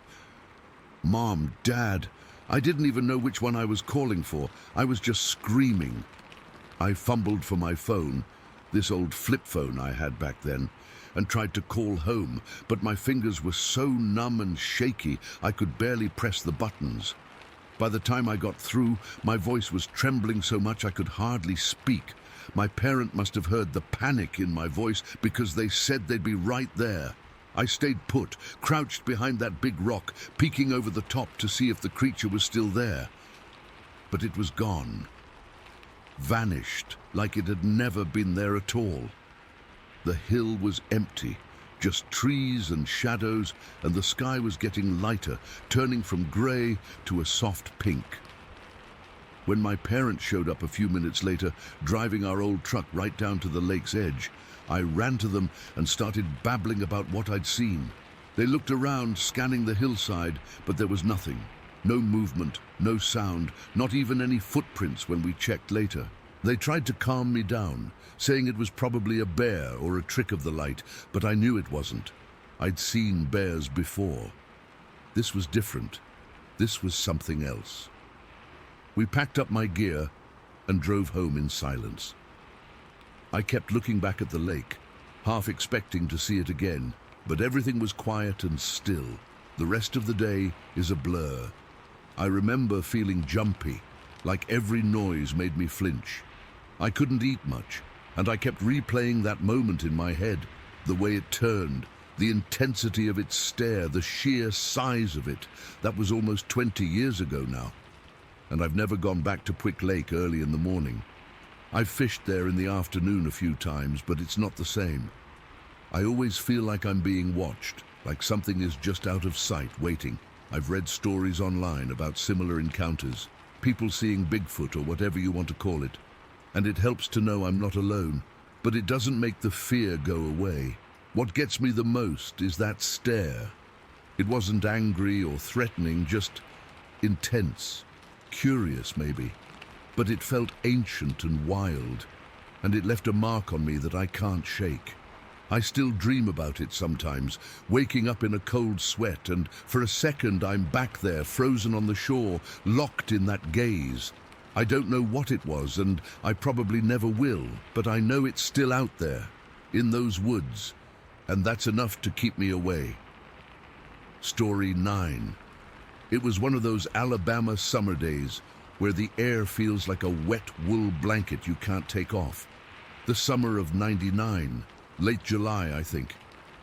The heat was brutal, the kind that makes the air over the asphalt shiver and waver. We were up on Brindley Mountain, my husband and me, on a piece of family land his dad owned. He was clearing a section for a hunting cabin he'd been dreaming about for years. I was just sitting there on an old cooler we'd brought, the plastic lid warm and sticky under my legs. I had a big jug of sweet tea, sweating all over the ground next to me. The buzz of the chainsaw was a constant, angry roar, chewing through pine and oak. I remember watching him, his back muscles tight under his t-shirt, sawdust coating his arms and hair like orange-brown snow. He'd pause every now and then, wipe his forehead with the back of his glove, and take a long swig from his water bottle. I was just there for the ride, really, to keep him company and to make sure he didn't overdo it in the heat. The woods around us were thick, It wasn't a pretty park-like forest. This was old land, tangled with undergrowth, vines choking the trees, fallen logs rotting into soft, spongy earth. The tree line was a solid wall of green about 300 feet away, dark and cool-looking in the shadows. It was a relief to look at it, a visual break from the sun hammering down on the clearing. I was just zoning out, my mind drifting with the rhythm of the saw, when my eyes caught a movement. Not a movement, really. More like a shape that wasn't part of the other shapes. I blinked, thinking it was the heat playing tricks, making my eyes see things in the dappled shadows. But it didn't go away. There, just inside the edge of the trees, stood a figure. My brain tried to make it a man. It was the first thing it reached for, but it wasn't a man. It was tall. So damn tall, I'd guess over 7 feet, easy.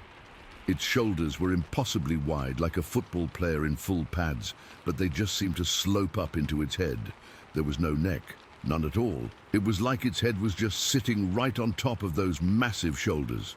The color was a reddish brown, like rusty iron or wet clay, and it seemed to absorb the little bits of light that filtered through the canopy. It was just standing there, perfectly still, facing us. A cold jolt went through me, a shock so sharp it felt like I'd been doused with ice water. The heat vanished, every bit of sweat on my skin went cold. My heart wasn't beating faster, it felt like it had just stopped, frozen solid in my chest for a second before it started hammering against my ribs like it was trying to get out. I couldn't make out a face, it was too far, and the shadows were too deep, but I knew it was looking at us. I felt it. It was a physical pressure, a weight on my skin. This wasn't curiosity. It wasn't some hiker who'd gotten lost. This was something else, something that didn't belong. My mouth was dry as dust. I tried to say my husband's name, but nothing came out. The chainsaw was still screaming, so he couldn't have heard me anyway. I lifted a hand, my arm feeling heavy and numb, and I waved frantically in his direction, my eyes locked on the thing in the trees. I didn't dare look away. I was afraid if I blinked, it would be closer. He saw me waving from the corner of his eye and killed the chainsaw. The sudden silence was deafening, louder than the saw had been. It was a heavy, thick silence, broken only by the ringing in my ears and the frantic thumping of my heart. "What?" he asked, his voice too loud in the quiet. "You see a snake?" I just pointed, my hand shaking so bad I could barely keep it extended. My eyes were still glued to the spot. "There," I managed to croak out, "in the trees." He followed my gaze, squinting against the sun. He looked for a second, then two. He shielded his eyes with his hand. "I don't see anything, honey, it's just shadows." "No," I said, my voice a little stronger, edged with panic. "It's right there, a man, a tall thing, it's right there." I finally tore my eyes away from the tree line to look at him, to plead with him to see it. It was just for a second. Less than a second. When I snapped my head back to the trees, it was gone. Just gone. There was no sound, no crack of a twig, no rustle of leaves. It hadn't turned and walked away. It hadn't ducked behind a tree. 1 second it was there, a solid, massive thing. And the next second there was nothing but empty shadows. It had simply vanished. The feeling that washed over me then was worse than the initial fear. This was a deep, primal dread. Things don't just disappear. People don't just vanish without a sound. My mind was reeling, trying to find a logical explanation and finding nothing. A bear? No. A man in a coat? Absolutely not. The shape was all wrong.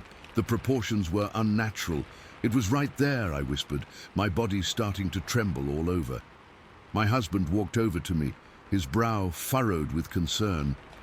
"You're white as a sheet. It's the heat. You need to sit down and drink some water." "I am sitting down," I snapped, the fear making me sharp. "I saw something. I'm not crazy." That's when we heard another vehicle coming up the dirt road. It was his nephew, Mikey, coming to bring us some lunch his mom had packed. He pulled up in his beat-up truck, dust cloud billowing around him. He got out, all smiles, holding a paper bag. "Brought y'all some sandwiches," he said, but his smile faded when he saw my face. "Aunt Sarah, you okay?" My husband answered for me. "She thinks she saw something in the woods, probably just a deer." "It wasn't a deer," I said, my voice tight. Mikey looked from me to the tree line, his expression turning serious. "What did it look like?" I described it as best I could. The height, the color, the shoulders, the way it had no neck. As I was talking, I saw the color drain from Mikey's face. He went pale, his eyes wide. "Oh, hell," he whispered. He stared at the exact spot I had pointed to. "I saw it too." "What?" my husband said, his tone changing instantly. "When?" "Just now, when I was driving up," Mikey said, his voice shaky. "I came around the bend down there, and I saw something big and reddish standing right at the edge of the clearing. I thought it was one of you at first, maybe wearing a weird shirt, but then I saw it was too tall, and it was just standing there. Then I looked back at the road to steer, and when I looked up again, it was gone. I thought I'd imagined it." Hearing him say it, confirming it, didn't make me feel better. It made it 1,000 times worse. This was real. 2 of us had seen it. The same exact thing. The rest of the day is a blur of fear. We packed up our tools in a frantic hurry, throwing everything into the truck bed, not even caring how it landed. The 3 of us stood with our backs to the truck, just staring at the tree line. The woods didn't look cool and inviting anymore. They looked like a wall, a hiding place. Every shadow seemed to move. Every normal sound, a bird chirping, a squirrel chattering, made us jump. We didn't go back into the woods. We didn't investigate. The thought never even crossed our minds. The only thing we wanted was to get off that mountain. The feeling of being watched was so intense. It was like a physical touch on the back of my neck. We were prey. We had been marked. Driving down that mountain road was the longest ride of my life. I kept my eyes glued to the side mirror, expecting to see that reddish-brown form loping behind the truck, keeping pace with us. I didn't see anything, but the feeling didn't leave me. We told my husband's father that night. He's a lifelong hunter, a man who spent more time in those woods than out of them. He didn't laugh.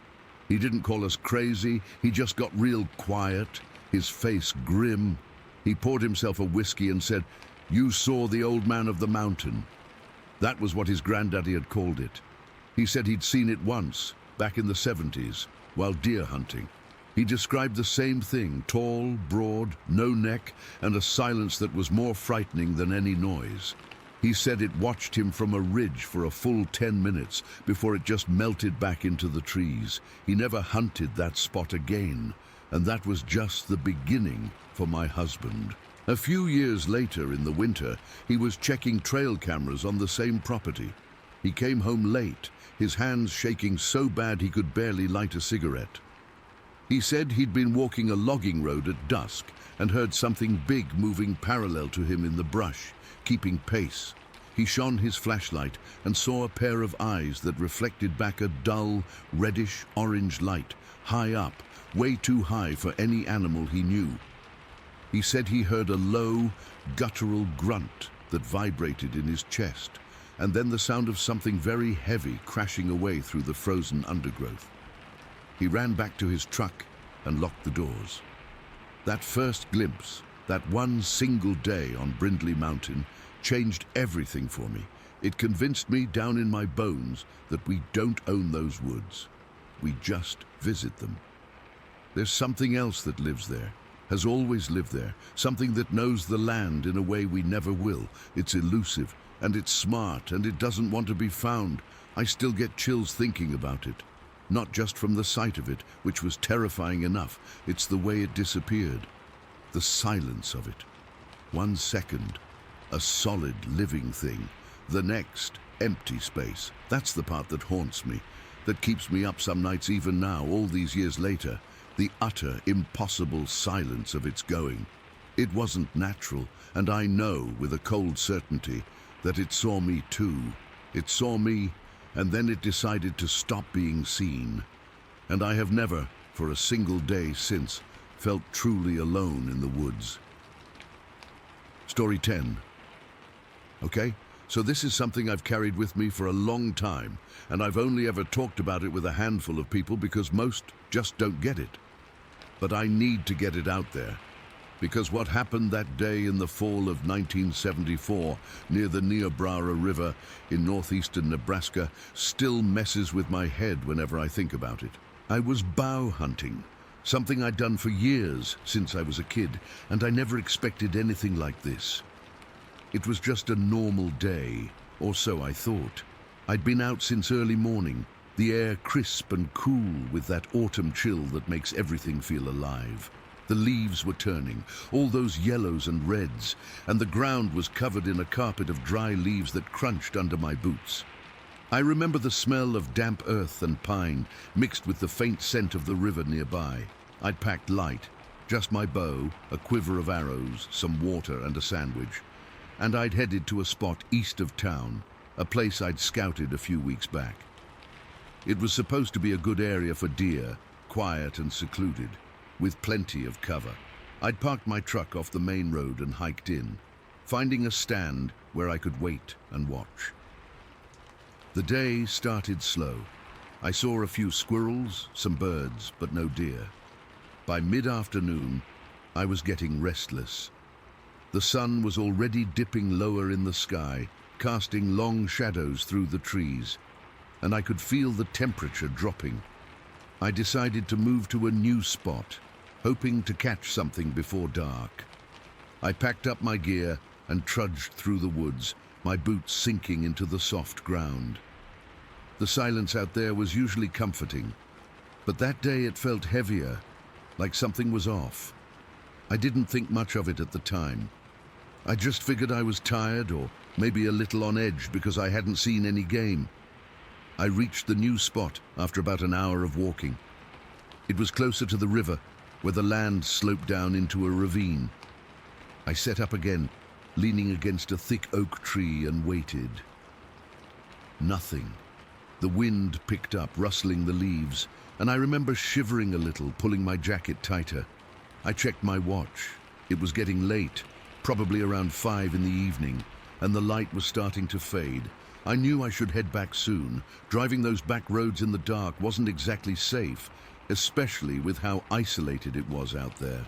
After another half hour of nothing, I gave up. I packed my bow and started the walk back to my truck. The hike felt longer than usual, and I kept glancing over my shoulder, feeling like I was being watched. Again, I brushed it off as nerves. When I finally reached the truck, I tossed my gear in the back and climbed into the driver's seat. The engine turned over with a rough rumble, and I started driving along the river road, heading west back toward town. The road was narrow and winding, with trees crowding in on both sides.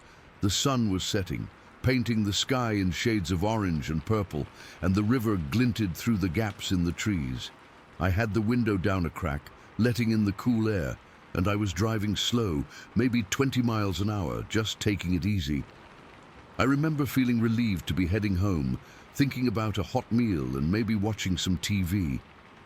Everything seemed normal. Then, as I approached a sharp bend in the road, I saw the ravine up ahead. It was a deep cut in the land, filled with thick brush and trees, and the road skirted right along the edge. I slowed down even more, my foot easing off the gas, because the light was dim, and I didn't want to miss any turns. That's when I saw it. Out of the corner of my eye, movement in the brush. I turned my head, and there it was, about 50 feet away, partially hidden by the leaves and branches. At first I thought it was a bear. We had black bears in the area, though they were rare. But as I looked closer, my brain couldn't make sense of what I was seeing. It was tall, really tall, maybe 7 feet, and built like a gorilla, but different. Its body was covered in dark, almost black hair that looked thick and matted, like it had been out in the cold.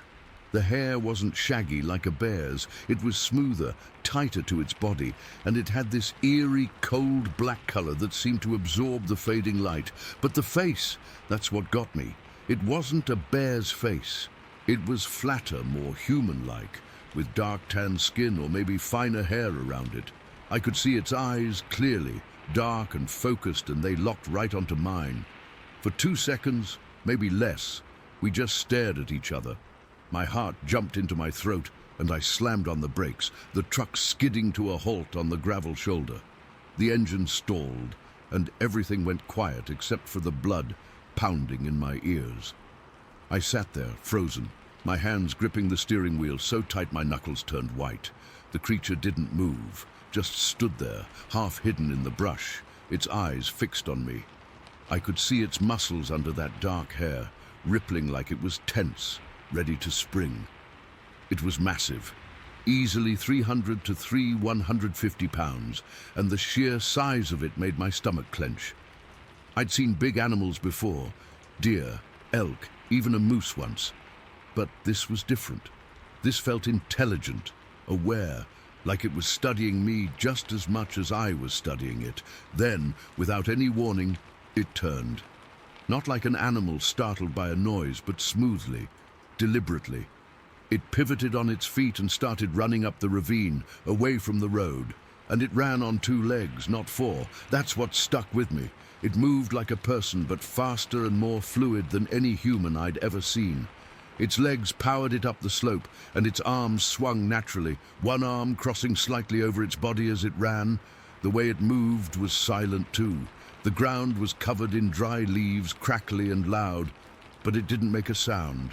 No rustling, no snapping twigs, nothing. Just this smooth, almost graceful motion that carried it up the ravine in seconds. I watched it go, my mouth hanging open, my breath caught in my chest. The whole thing lasted maybe 10 seconds from when I first saw it to when it disappeared into the trees, but it felt like an eternity. My body was trembling and I could feel a cold sweat breaking out on my forehead. I kept staring at the spot where it had been, half expecting it to come back, but there was nothing, just the empty ravine, the shadows deepening as the sun dipped below the horizon. I don't know how long I sat there, maybe a minute or 2 before I fumbled with the keys, trying to start the truck again. My hands were shaking so bad I dropped them on the floorboard. I leaned down, groping around in the dark, my heart still racing. When I finally got the engine started, I shoved the gear shift into drive and peeled out, spraying gravel behind me. I didn't look back. I just focused on the road ahead, driving faster than I should have, my eyes darting to the rearview mirror every few seconds. The drive back to town was a blur. I kept replaying what I'd seen in my head over and over, the way it stood, the way it looked at me, the way it ran. It wasn't a bear. Bears don't run on 2 legs like that. And they don't have faces that human-like. And the silence. How could something that big move so quietly? The leaves should have crunched under its weight, but there was nothing. It was like it wasn't even touching the ground. By the time I reached town, the sky was fully dark and the streetlights were on. I pulled into my driveway and just sat there for a while, the engine idling, my hands still gripping the wheel. I felt drained, exhausted, but also wired, like I'd had too much coffee. I went inside, but I couldn't settle down. I kept pacing around my living room, looking out the windows, half expecting to see it standing in the yard. Later that night, I called up a couple of buddies, guys I'd hunted with for years. I tried to tell them what happened, but my words came out jumbled. I said I saw something big and dark like a gorilla near the ravine. They laughed it off at first, said it must have been a bear, maybe a big one that stood up for a second, but I insisted. I told them about the face, the eyes, the way it ran. They humored me, but I could tell they didn't believe it. One of them said, "You've been out in the woods too long, man. Your eyes are playing tricks on you." But I knew what I saw, and over the years, I've heard snippets from other people around here, stories whispered in diners or at hunting camps. Tales of similar things seen in the same area, big, dark creatures moving through the trees. Nobody talks about it openly, because who would believe them? But hearing those stories made me feel less alone, less crazy. That encounter changed how I hunt. I still go out, but I'm more cautious now. I stick to groups, and I avoid that ravine area east of town. Every time I'm in the woods, especially when the sun starts to set, I get this uneasy feeling, like I'm being watched again. I scan the brush more carefully, my heart skipping a beat at every shadow. It's been decades, but the memory is as sharp as if it happened yesterday. I never saw it again, and part of me is glad. But another part wonders what it was, why it was there, and what would have happened if I'd gotten out of the truck that day. I don't have any answers, and I probably never will. All I know is that for those few seconds, locked in its gaze, I felt a fear so deep and primal that it stayed with me ever since, a chill that never quite goes away. Story 11. We were out there that day just to look for deer. It's something we do pretty often, not to hunt, just to drive slowly and see what's around. We've always loved the quiet out there, the way the world feels like it's holding its breath. That afternoon, the sky was overcast, not quite grey but hazy, like a thin sheet had been pulled over the sun. It was warm for the time of year, but not sticky, just comfortable enough to have the windows down. I remember the breeze felt cool on my skin, and I could hear the rustle of leaves and the occasional bird call, but otherwise it was dead silent. No cars, no people, just us and the woods. We'd been driving for maybe 20 minutes, taking our time, when my husband suddenly tensed up beside me. He's usually pretty relaxed, so when he stiffened, I knew something was off. He didn't say anything at first, just leaned forward a little, his eyes fixed on something off to the right side of the road. I followed his gaze, and that's when I saw it. At first, I thought it was a person crouching down, maybe someone fixing a fence or looking for something in the underbrush. It was a deep brown color, almost the same shade as the tree trunks, and it was bulky, like a big man in a heavy coat. But then it stood up. I swear my heart just dropped into my stomach. This thing was massive, taller than any person I've ever seen, easily 7 or 8 feet tall. Its arms were long, hanging down past its knees, and its shoulders were huge, like a football player's but way broader.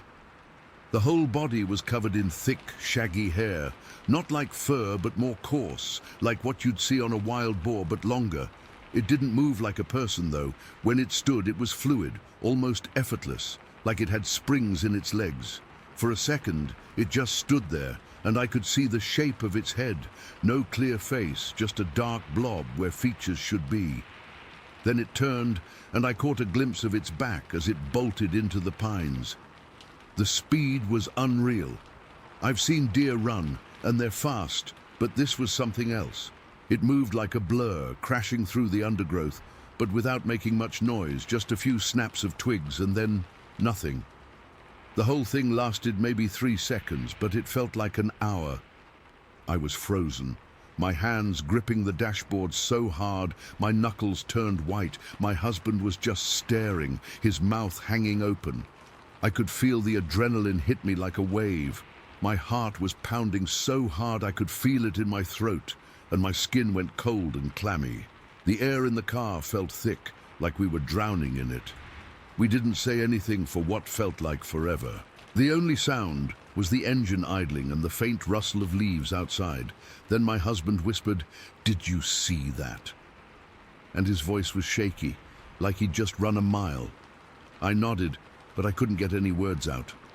My mind was racing, trying to make sense of what I'd just seen. Was it a bear? But bears don't stand up like that, and they're not that tall. And the way it moved, it was too upright, too human-like, but not human at all. The hair on my arms was standing up, and I had this primal fear crawling up my spine, like some part of my brain recognized it as a threat, even if I didn't know what it was. My husband finally put the car in drive, but he didn't speed off right away. He just sat there, his hands tight on the wheel like he was afraid to move. I kept staring into the woods where the thing had disappeared, half expecting it to come back out. The pines were so dense that after a few feet, everything was just shadows, and every little movement, A branch swaying, a leaf falling, made me jump. I could smell my own sweat, sharp and sour, mixing with the pine scent from outside. My legs felt weak, like jelly, and I had to press them together to stop them from shaking. After a minute, my husband eased the car forward, going maybe 5 miles an hour. We both had our eyes glued to the sides of the road, scanning the trees. The gravel crunching under the tires seemed louder now, almost accusing, like we were intruders.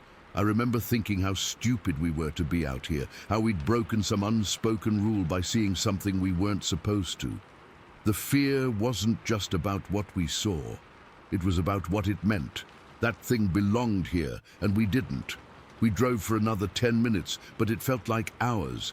Every time we rounded a bend, I held my breath, expecting to see it again. My husband was gripping the wheel so tight his knuckles were white, and he kept glancing in the rearview mirror, like he thought it might be following us. The woods started to feel oppressive, the trees leaning in, closing us off from the world. I could hear my own breathing, shallow and quick, and I had to consciously slow it down to keep from hyperventilating. The cool breeze from the window didn't feel refreshing anymore. It felt like a cold hand on my neck. At one point, we passed a bent section of barbed wire fence, and I noticed something caught on it. Strands of dark hair, thick and coarse, snagged on the barbs. I didn't say anything at the time, but it stuck in my mind. Later, when we talked about it, my husband said he saw it too, but in that moment, we were both too scared to stop. We just kept driving, our silence saying everything. The road seemed to stretch on forever, and I started to wonder if we'd ever get out of there. The sky was getting darker, the haze thickening, and I felt like we were in some kind of nightmare where time had slowed down. When we finally reached the main road, it was like breaking through a barrier. The pines gave way to open fields, and the world felt normal again. But the fear didn't leave. My husband sped up, and we didn't look back. The whole drive home, we didn't say much. I kept replaying the moment in my head, the way it stood up, the sheer size of it, the speed. It was burned into my brain, and I knew I'd never forget it. My body was still buzzing with adrenaline, and I had this ache in my chest, like I'd been holding my breath for too long. We got home and just sat in the car for a while, neither of us wanting to go inside. The normalcy of our driveway felt wrong, like we'd brought something back with us. Eventually we went in, but we didn't talk about it until later that night. Even then, we whispered, like it was a secret that could get us in trouble. We both agreed that whatever it wasn't something we could explain away. It was too big, too fast, too... The next day we went back, but that's a whole other story. For that afternoon, though, the horror was fresh and raw. We'd seen something that shouldn't exist, and it changed how we see those woods. Now, every time we drive down Cabbage Patch Road, I get this chill, like I'm being watched. I keep my eyes on the trees, half expecting to see that deep brown shape again. But we never have, and I still can't explain what we saw that day. It's just there in my memory, a hole in reality that I can't fill. Story 12. It was one of those perfect early fall evenings, the kind where the air is just cool enough to make a campfire feel like a hug. I'd gotten to my spot, a little clearing I've used for years, way out in the Chattahoochee National Forest, around 4 in the afternoon. I remember the time because I'd wanted to get the tent up and firewood gathered before the sun even thought about going down. I'm not a rookie. I know how quickly it gets dark under the canopy. The fire was my main project for a bit. I'd brought some dry oak and hickory, and I got a good, honest blaze going. Not some wimpy little flicker, but a solid bed of coals, perfect for cooking. I had my little grill grate over it and a pack of those jumbo all-beef hot dogs. I remember the smell, that specific smoky, greasy smell of dinner cooking outdoors. It was so peaceful. The only sounds were the fire crackling and the occasional rustle of a squirrel or bird settling in for the night. I was just sitting there on my fold-out stool, poking at a log with a stick, feeling totally content. The solitude wasn't lonely, It was the whole point of being out there. This was last Saturday, I'm pretty sure. Yeah, Saturday. It must have been about 6:30. The sun was well below the tree line, and the light had that deep, golden, late afternoon quality, turning everything long and shadowy. I was turning my hot dog, making sure it didn't burn, just lost in my own thoughts, and then it happened. The sound came from directly behind me, maybe 10 yards back, right at the tree line. It wasn't a snarl, wasn't a roar. It was a growl, but a growl like nothing I have ever heard in my life, before or since. It was so deep it felt like it wasn't just hitting my eardrums, but vibrating in my chest, in my teeth. It was guttural, this raw, wet, rumbling noise that seemed to come from something with a chest the size of a barrel. It wasn't loud in a sharp way, but it had this unbelievable weight to it, this power that just slammed into the quiet of the evening and shattered it. A chill didn't just go down my spine. My entire body went cold, like I'd been dunked in ice water. Every hair on my arms and the back of my neck stood straight up. My heart didn't just start racing, it felt like it was trying to hammer its way out of my ribcage. I froze for a second, just a split second, my brain scrambling to file the sound.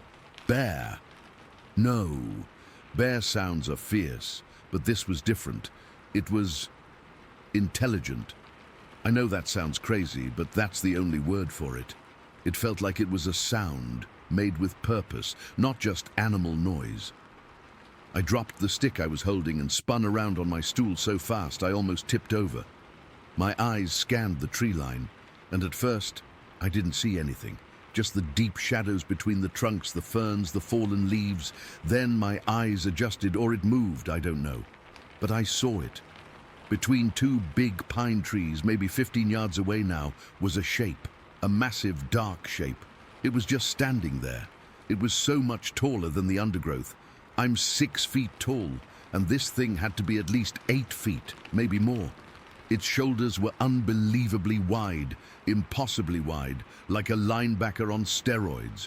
It was just a silhouette, black against the slightly less black of the forest behind it, but I could make out the outline. It was bulky, top-heavy, with arms that hung down long. It didn't look lanky. It looked dense, powerful.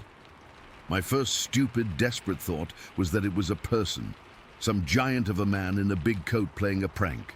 But that thought evaporated in a microsecond. The proportions were all wrong. The head seemed to sit directly on the shoulders, no real neck to speak of, and the sheer bulk of it. No human is built like that. No human moves like that either. It was perfectly, utterly still. It wasn't looking around, it was looking right at me. I could feel it.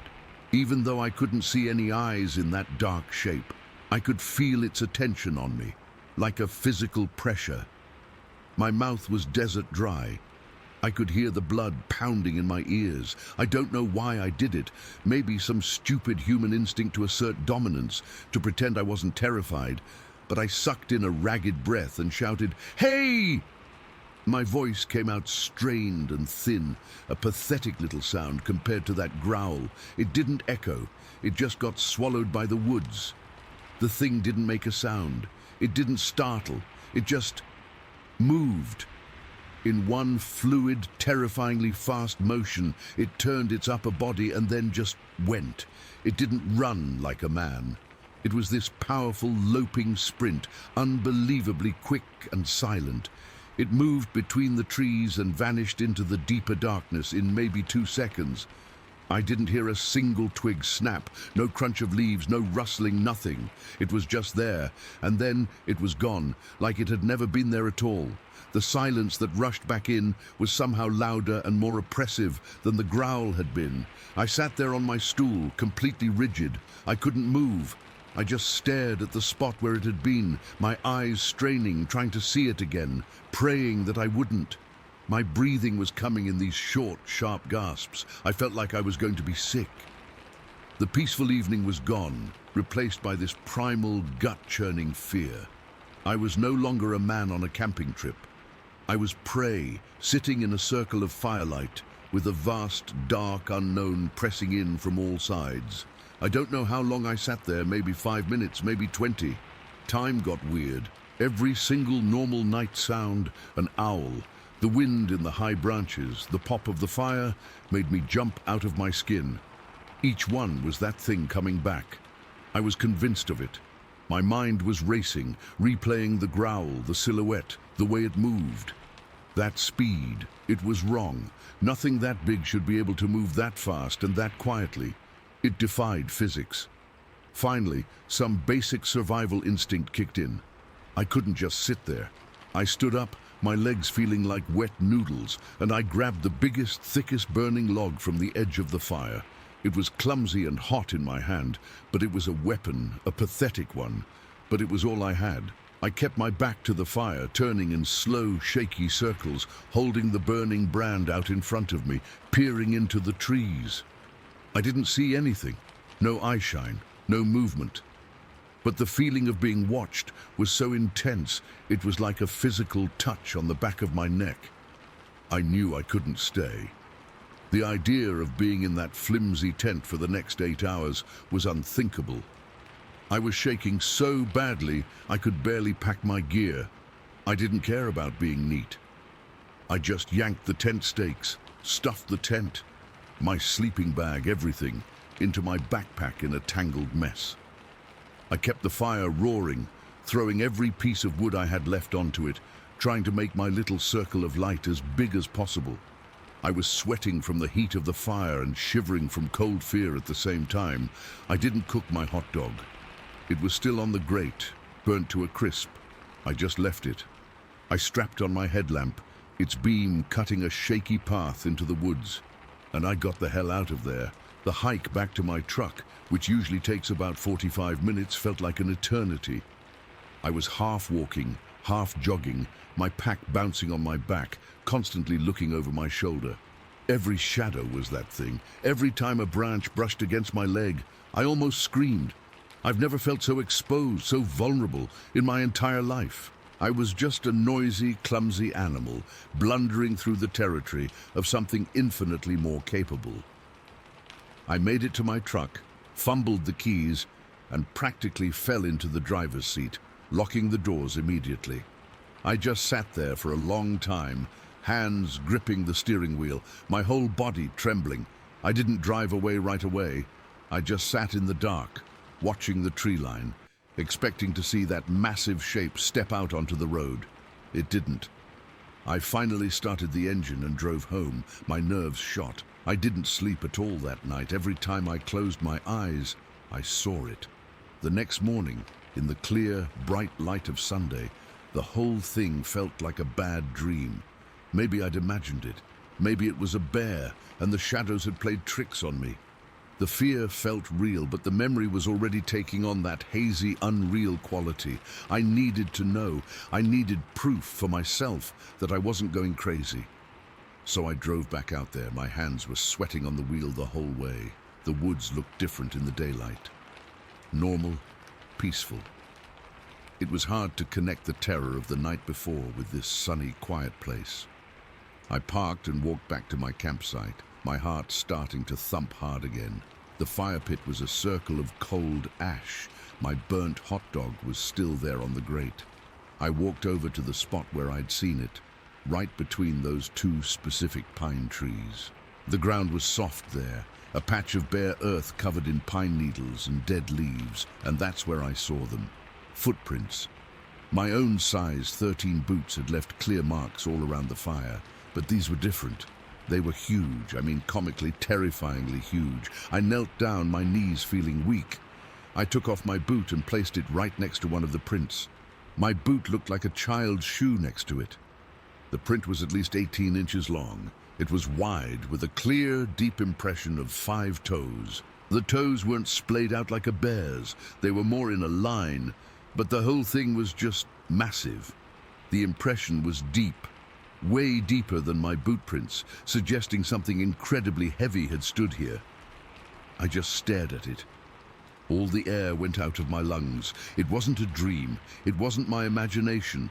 Something had been standing right there, watching me. something with feet half again as long as my own. I looked at the direction it had run. There were a few more prints, spaced far apart, confirming the incredible stride, and then they just disappeared where the ground got harder and root-covered. I stood up and got out of there fast. I didn't take pictures. I didn't call anyone. What would I say? I just left. I drove home and I've been trying to process it ever since. That was 5 days ago. I haven't been back to the woods. I don't know if I ever can. The terror of that moment, that deep guttural growl coming out of the silence, and that huge dark shape just standing there, it stuck with me. It's changed something in me. I used to love the wilderness, the solitude. Now, the thought of being in the woods after dark fills me with a dread that's so deep and physical, it makes my stomach clench. I keep replaying it. The sound, the sight, the footprints. I can't explain what it was. I just know what I saw, what I heard, and what I felt. And I know that whatever it was, it's still out there. Story 13. The whole thing had been building for a while. There were stories, whispers really, about something out in the woods around the Charles Mills Reservoir and further out, near the Cleveland Zoo. They called it Old Orange Eyes.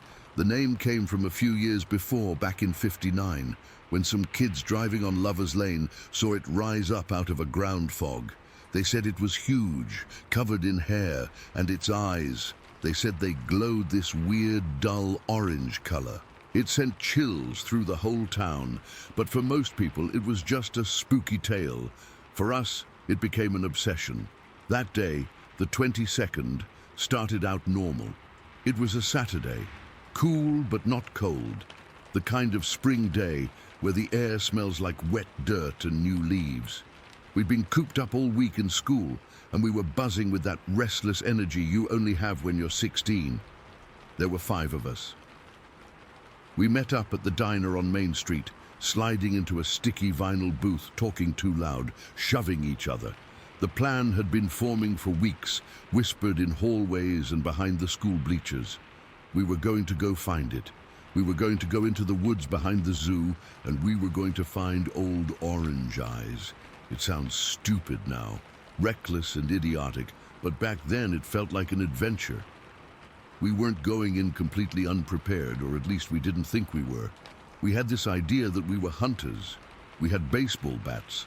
Mine was a Louisville Slugger my dad had given me for my birthday, the wood still pale and new. We had a couple of heavy-duty flashlights, the big metal kind that felt like a weapon in your hand. Someone, I don't even remember who, brought a thick coil of rope saying we could maybe trip it up or tie it if we got close enough. The sheer, stupid confidence of it all makes me cringe now. We were kids with sticks and lights, thinking we could take on a 1,000-pound legend. We piled into my buddy's beat-up Ford Fairlane. The car smelled like gasoline and old fast food wrappers. The radio was blasting some rock and roll, but nobody was really listening. The mood in the car had shifted. The loud, joking energy from the diner was gone, replaced by a nervous, electric silence. We were driving out to the area behind the zoo, a place we all knew we weren't supposed to be. The woods there were thick, a real tangle of trees and underbrush that seemed to swallow the daylight. There was talk that highway construction had pushed the thing out of its old home near Riverside, that this forest was its new territory. Knowing that, driving towards it on purpose, felt like poking a bear with a very, very short stick. We parked the car on a gravel pull-off, a place where kids sometimes came to drink or make out. The car door creaked when I opened it, and the sound was way too loud in the quiet. As soon as I stepped out, the first real prickle of fear went down my back. It was the silence. It wasn't a peaceful quiet, it was a dead, heavy silence. No birds, no squirrels rustling in the leaves, no insects buzzing, nothing. It was like the woods themselves were holding their breath. We stood by the car for a minute, none of us saying anything, just listening to that nothingness. Then one of the guys, let's call him Mike because I won't use real names, he hefted his bat onto his shoulder and said, "Well, let's go see what's what." His voice was too loud, and it didn't have any of its usual swagger. It was thin, stretched tight. We started into the trees. The ground was soft and spongy from recent rain, and our feet sank in, making barely a sound. That should have been a good thing, being quiet, but it just made everything feel more wrong. We walked in a loose group, maybe 10, 15 feet apart, our flashlights off because it was still daytime. Though the canopy was so thick it felt like dusk underneath. The air was cooler under the trees, damp, and it carried a smell I'll never forget. It's hard to describe. It was a mix of things, like rotten meat, sure, but also a musky animal smell, like a wet dog that's been rolling in something dead. It was thick, and it clung to the back of your throat. We'd been walking for maybe 20 minutes, pushing through thorny bushes and climbing over fallen logs, when we saw the first sign that we weren't just imagining things. It was a footprint. It was pressed deep into a patch of mud near a creek bed. It wasn't a bear print. I'd seen bear tracks before. This was different. It was massive, longer than my forearm from elbow to fingertip, and wide. The toes were distinct, and it looked almost human, but not. It was the kind of thing that once you saw it, you couldn't unsee it. Your brain just rejects it at first. You think, deformed bear, a hoax, anything. But the sheer size of it, the depth it was pressed into the earth, that thing was heavy. We all crowded around it, our bravado completely gone. We were just scared kids staring at a hole in the mud. Nobody said Bigfoot or old orange eyes. We didn't have to. We all knew. That's when the first sound broke the silence. It wasn't a roar. It was a low, guttural whoop that came from deeper in the woods. It wasn't far away. The sound didn't echo. It was just there, a solid, living noise that vibrated in my chest. It was a sound that didn't belong to any animal I knew. It was deep and intelligent, and it felt like a warning. My heart was hammering against my ribs so hard I thought I might be sick. I tightened my grip on the baseball bat, the rough tape on the handle suddenly feeling flimsy and useless. One of the other guys, the one with the rope, had gone pale. His knuckles were white where he was clutching it. "What was that?" he whispered, and his voice was so shaky it was barely audible. Before anyone could answer, something moved. It was about 50 yards ahead of us, just a shifting of shadows between the trees. It was big. That's the only word for it. It was just a massive, dark shape, and it was moving, not running, but walking with a purpose, parallel to us. We froze, all of us. We were statues in that dead, silent forest, watching this thing move through the trees. It was covered in hair, a reddish-brown color that looked almost orange in the dim, filtered light. It was walking on two legs, its arms swinging at its sides. It was easily twice as tall as the tallest guy in our group, and then it stopped. It turned its head, and it looked right at us. That's when I saw the eyes. The stories were true. They weren't glowing like flashlight bulbs, not like in the movies. It was more like a dull, phosphorescent orange, like the embers of a fire that's almost gone out. They were set deep under a heavy, sloping brow, and they held a kind of awareness. That's what chilled me to the bone. This wasn't some dumb animal. It was looking at us, and it was thinking. It was assessing us, these 5 stupid kids with their pathetic weapons who had invaded its home. A wave of pure, undiluted terror washed over me. It was a physical sensation, a coldness that started in my guts and spread out to my fingers and toes, making them feel numb. My mouth went completely dry. I couldn't have screamed if I wanted to. Then Mike, the one who'd been so confident by the car, just snapped. He let out a kind of strangled yell, a mix of fear and rage, and he started running towards it, swinging his baseball bat over his head like a madman. "Get it!" he screamed. It was like a trigger. The rest of us, caught in that herd panic, started running too. It wasn't bravery. It was the absolute opposite. It was pure, mindless flight response. But instead of running away, we were running towards the thing that was scaring us. We were crashing through the undergrowth, yelling a chaotic, terrified charge. I was gripping my bat so tight my hand ached, my lungs burning as I ran. The creature didn't run. It just watched us for a second longer, those orange eyes fixed on our charge. Then it moved. It didn't scramble or panic. It turned with an unnatural fluid speed and vanished into the thicker trees. It was just gone. 1 second it was there, a hulking silhouette, and the next the space between the trees was empty. We didn't stop. We crashed into the spot where it had been standing, our chests heaving, swinging our flashlights around like swords. The beam of my light cut through the shadows, illuminating tree trunks, ferns. Nothing. There was no sound of it crashing away. No heavy footsteps, just our own ragged breathing and the thumping of our hearts. The smell, though. The smell was overpowering here. That musky, rotten stench was so strong it made my eyes water. We stood there in a tight circle, backs to each other, spinning around, expecting it to come charging out of the darkness at any second. The fear was so thick you could taste it, a metallic taste like blood in your mouth. We searched that area for what felt like an hour, but it was probably only 10 minutes. We found nothing. No more tracks, no broken branches to mark its passage, no hair caught on the bark. It had just disappeared into thin air. It was as if the forest had just opened up and swallowed it.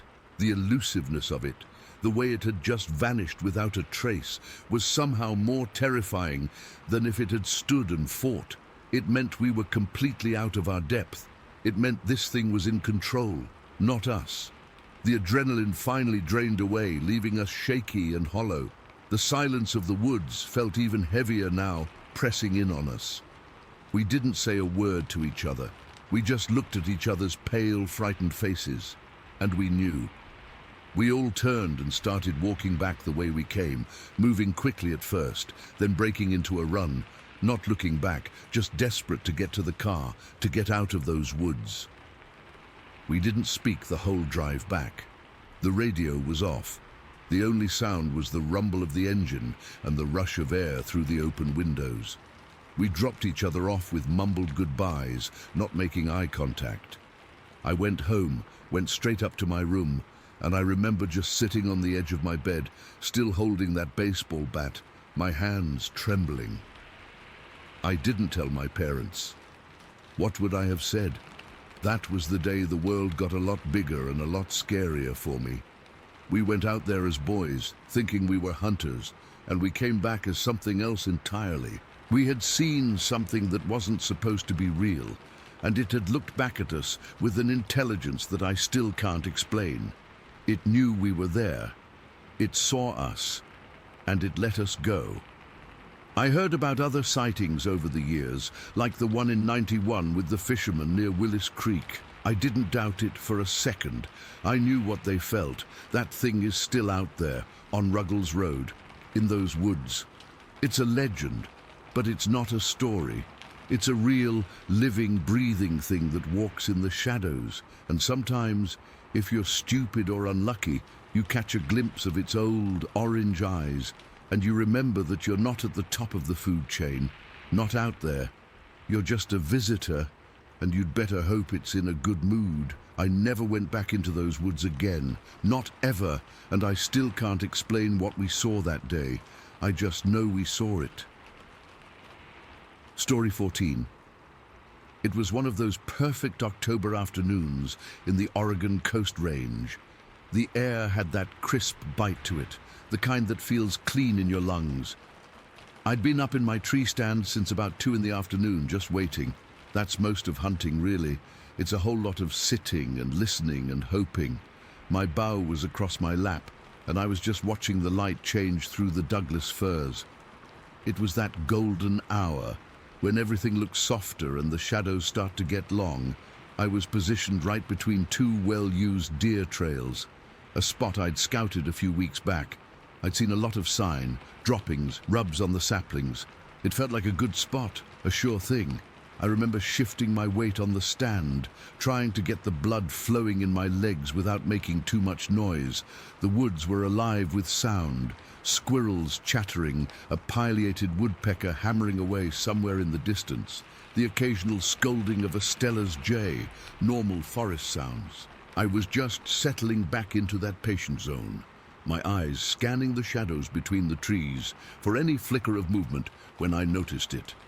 The woods went quiet. It didn't happen all at once. It was more like someone was slowly turning down a volume knob. The jays stopped first, then the woodpecker went silent, the squirrels just vanished. The forest wasn't just quiet, it was a dead, heavy silence. It was the kind of silence that feels louder than any noise. It presses in on your eardrums. I've been in the woods my whole life, and you learn what quiet means. Sometimes it's just a lull, sometimes it means a predator is around, a cougar maybe. This felt different, this felt deliberate. I stayed perfectly still, my fingers resting on the grip of my bow. My heart was starting to beat a little harder against my ribs. I was listening so hard my ears were straining.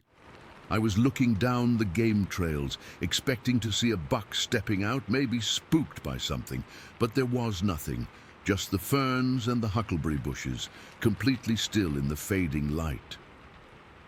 And then I heard it. Footsteps. They were coming from behind me, from the thick, brushy slope that led up to a rocky ridge. They weren't the light, skittering steps of a deer or an elk. These were heavy, steady, thump, thump, thump. A slow, deliberate walking pace. Each step had a weight to it that I could feel in my chest. My first stupid thought was, another hunter out here? But it was the wrong time of day for someone to be just strolling through, and the rhythm was all wrong. It was a two-legged gait, but it was heavier than any man I'd ever heard. The blood just drained from my face. I could feel it go. My hands got cold. I was frozen solid on that stand. I couldn't turn around. Every instinct was screaming at me to stay still, to not make a sound, to not move a muscle. The footsteps kept coming closer and closer. They weren't speeding up. They weren't slowing down. Just that same terrifying, steady pace. Thump, thump. I could hear the crunch of dry leaves and the snap of a small twig with each one. It was maybe 30 yards behind me now, then 20. I had to look. I couldn't not look. The fear was a physical thing, a cold rock in my gut. I moved my head just an inch, turning it slowly, so slowly, my neck muscles ached with the tension. My heart was hammering so loud I was sure whatever it was could hear it, and then I saw it. 25 yards away, standing between two big fir trees, was a creature. It was standing on two legs, perfectly upright. It was massive. I'm 6 feet tall, and this thing had to be at least 7.5 feet tall, maybe more. Its shoulders were incredibly broad, like a powerlifter's, covered in thick, shaggy, blackish-brown fur. The fur was long and looked almost wet in places, matted. The light was bad, but I could see it clearly. It was just there. It wasn't looking at me. Not yet. Its head was turned slightly, like it was surveying the area. I could see its profile. It had a heavy brow ridge, and its head was kind of conical but powerful looking. I stopped breathing. I'm not exaggerating. My lungs just locked up. I was staring, my brain refusing to process what my eyes were seeing. This wasn't a bear. I've seen black bears standing up. This was different. The proportions were all wrong. The arms were too long, the legs were too straight. The sheer mass of it was just impossible. Then it turned its head. Its eyes locked directly with mine. They weren't glowing red or anything like from the movies. They were deep set, dark, intelligent. I felt this jolt, like an electric shock, go right through my body. It knew I was there. It had known the whole time. We just stared at each other, a full minute. It might as well have been an hour. Time just stopped. I was gripped by a fear so pure and so deep. I've never felt anything like it before or since. It was a primal terror, the kind that lives in the back of your lizard brain. It was the fear of being prey.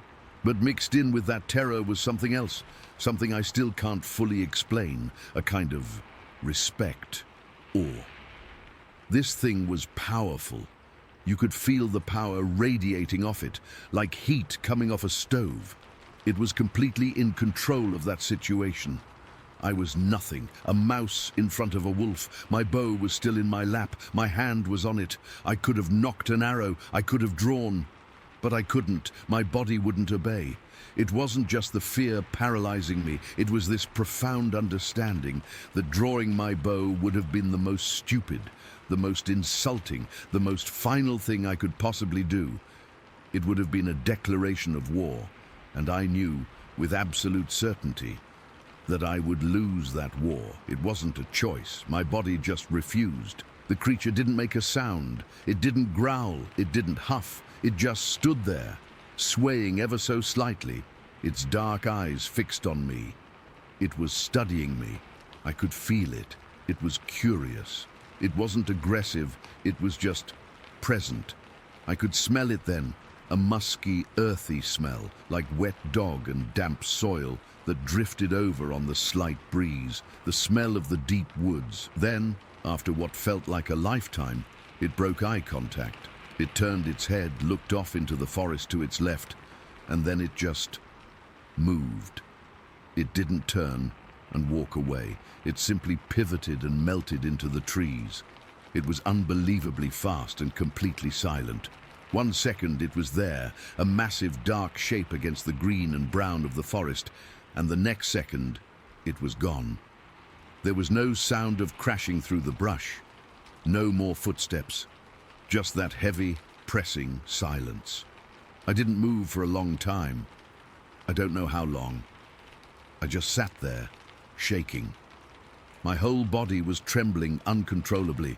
I was cold and sweaty at the same time. I finally managed to take a breath, a ragged, gasping thing that sounded obscenely loud in the quiet. The forest was still dead silent. Nothing was moving. I waited until the last bit of light was gone from the sky, until it was full dark. I was too scared to climb down. I was terrified that it was still out there, just beyond the trees, watching me. I finally fumbled for my headlamp, my hands shaking so bad I could barely click it on. The beam of light cut through the darkness, making the shadows jump and dance. Every one of them looked like it was moving. I climbed down from that stand so fast I almost fell. My legs were like jelly. I hit the ground and I just started walking. I didn't run. I was too scared that running would trigger something like it does with a dog. I just walked as fast as I could, my head on a swivel, shining my light into the trees, expecting to see those dark eyes staring back at me from the darkness. I didn't stop until I was back at my truck, until I had the doors locked and the engine started. I sat in that driver's seat for 10 minutes, just trying to get my breathing under control. I drove home in a complete daze. I couldn't even tell you what was on the radio.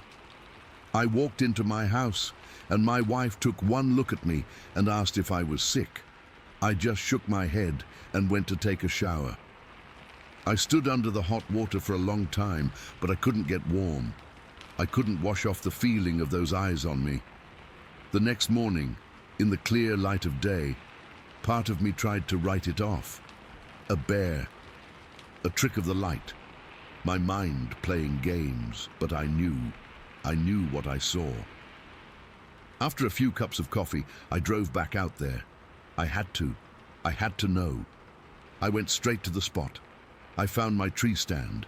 I found the 2 fir trees it had been standing between. The ground was a mess of damp earth, fallen needles and ferns. I got down on my hands and knees and I looked for a long, long time. I scanned every square inch of that area. I was looking for a footprint, a broken branch, anything. There was nothing, no tracks, no depressions in the moss, no hair snagged on the bark. It was as if it had never been there at all. That was almost more terrifying than seeing it. The complete lack of evidence made me feel like I was going crazy. But I wasn't crazy. I know what I saw. I started asking around carefully, not saying what I saw, just feeling people out. I talked to an old-timer at the local diner, a guy who'd logged these woods for 40 years.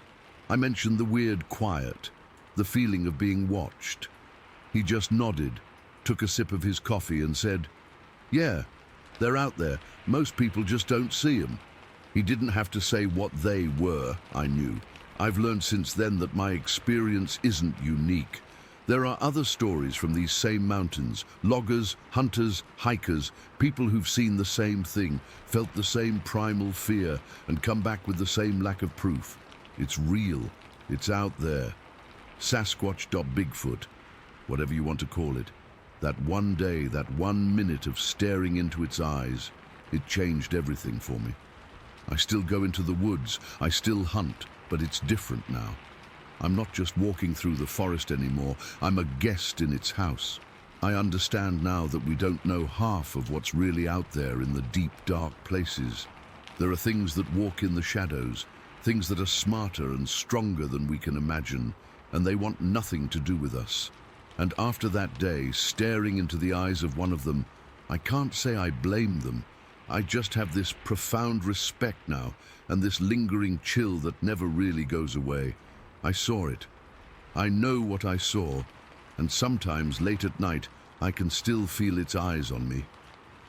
Story 15, but the day had been hot and sticky, the kind where the air feels heavy and you're sweating just sitting still. By evening it cooled down a bit, but there was still that humid cling to everything. We'd eaten too much, the kids were running around with sparklers, and the adults were lounging on the porch or in the yard, drinking beer and chatting. I remember the smell of grilled meat and citronella candles, mixing with the earthy scent of the fields. The sky was clear, no moon that I recall, just a blanket of stars once it got dark. We set off fireworks around 9 or so, nothing fancy, just some bottle rockets and fountains from the local store. The colors popped against the blackness, and for a while it was just nice, normal. After the fireworks died down, most of us were just hanging out, leaning against cars or sitting on the grass, feeling that post-celebration slump. It must have been around 11 p.m. because I remember checking my watch and thinking we should start packing up soon. That's when it happened. Out of nowhere, this friend of the family, I don't even remember his name, just that he was a buddy of my brother-in-law, shouted, "Holy shit, look at that!" His voice was sharp, panicked, and it cut through the lazy chatter like a knife. Everyone turned to where he was pointing, across the highway toward this huge soybean field. At first, I didn't see anything, just rows of plants swaying in the breeze. But then I caught movement, and my heart just dropped. There was this figure, way out in the field, moving fast from west to east. It was upright like a person, but way bigger. I mean massive, taller than any man I've ever seen, and bulky. It had this forward-leaning posture, almost like it was hunched over, and its arms swung heavy, like it was powering through the plants. The soybeans were waist-high on us, but on this thing, they only came up to its thighs or something. It was dark, darker than the night around it, and it moved with a speed that didn't seem possible for something that size. No stumbling, no hesitation, just this smooth, rapid gait that made my skin crawl. For a second, no one said anything. We were all frozen, just staring. I could feel the hair on my arms standing up and my breath caught in my throat. Someone whispered, "What the hell is that?" But it was like we were all too scared to speak louder. The figure kept going, and then it disappeared into the tree line at the edge of the field. The whole thing lasted maybe 10-15 seconds, but it felt like an eternity. When it was gone, the silence that followed was thick, heavy. I could hear my own heartbeat thumping in my ears. That's when the murmuring started. People were asking each other if they saw it too, voices shaky. My brother-in-law, let's call him Joe. I don't want to use real names, but he was a solid guy, not one to panic. He came over to me and said, "We need to check that out." His face was pale, and I could see the fear in his eyes, but he was trying to act calm. I nodded because part of me was curious, scared, but also needing to know what we'd just seen. The others were hesitant. Some of the women were saying we should just leave it, that it was probably a bear or something, but bears don't walk upright like that, not for that long. Joe and I decided to take his 4x4 truck, It was an old Ford, beat up but reliable, with a spotlight mounted on the side. We grabbed a couple of flashlights too, and I remember my hands were trembling as I climbed into the passenger seat.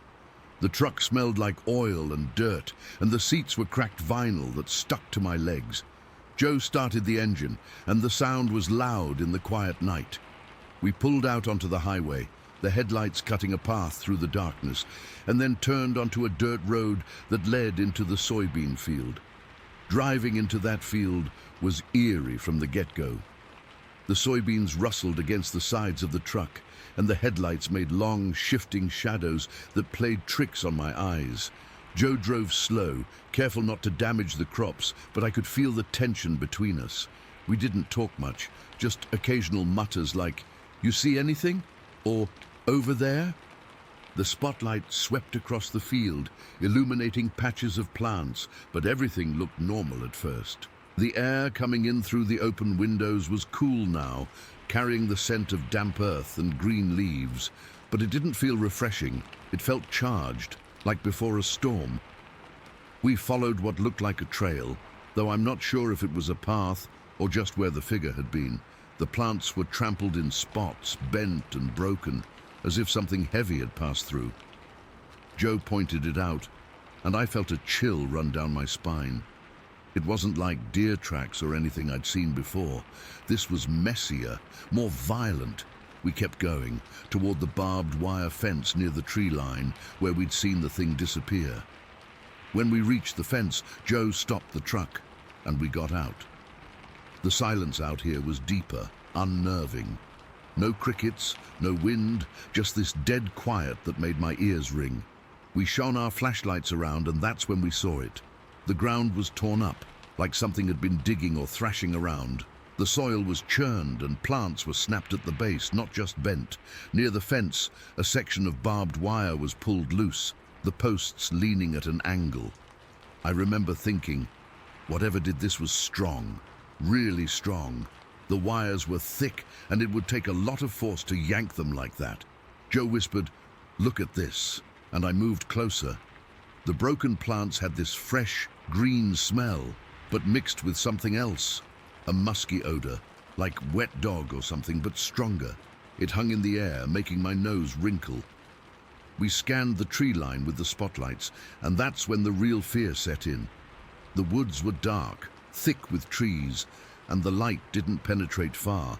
It just reflected off leaves and trunks, creating shadows that seemed to move on their own. But it wasn't what we saw that scared me. It was what we didn't see or hear. No animals, no rustling, nothing. Just this absolute heavy silence that felt wrong, like the whole world was holding its breath. I could feel my heart pounding against my ribs, and my mouth went dry. Joe was breathing heavily next to me, and I saw him grip the flashlight tighter. We stood there for what felt like minutes, but it was probably only seconds, just listening and staring into those woods. Then, without a word, we both knew we had to get out of there. It wasn't a decision we discussed. It was this primal urge, like our bodies were screaming at us to leave. We backed away slowly, not turning our backs on the tree line, and got into the truck. Joe started it up, and we reversed out, the tires crunching on the dirt. We didn't speed away. We moved slow, cautious, like we were afraid of attracting attention. The drive back to the farmhouse was tense. We didn't talk, just sat in silence, the spotlight still sweeping the field out of habit. When we pulled up, everyone was waiting on the porch, their faces anxious. We got out, and Joe just shook his head. No one asked many questions. It was like we all understood that whatever happened, we shouldn't dig deeper. We packed up quickly, the mood somber, and people started leaving. I remember driving home with my wife, and we didn't say a word about it. Not then, not ever. In the days that followed, no one brought it up.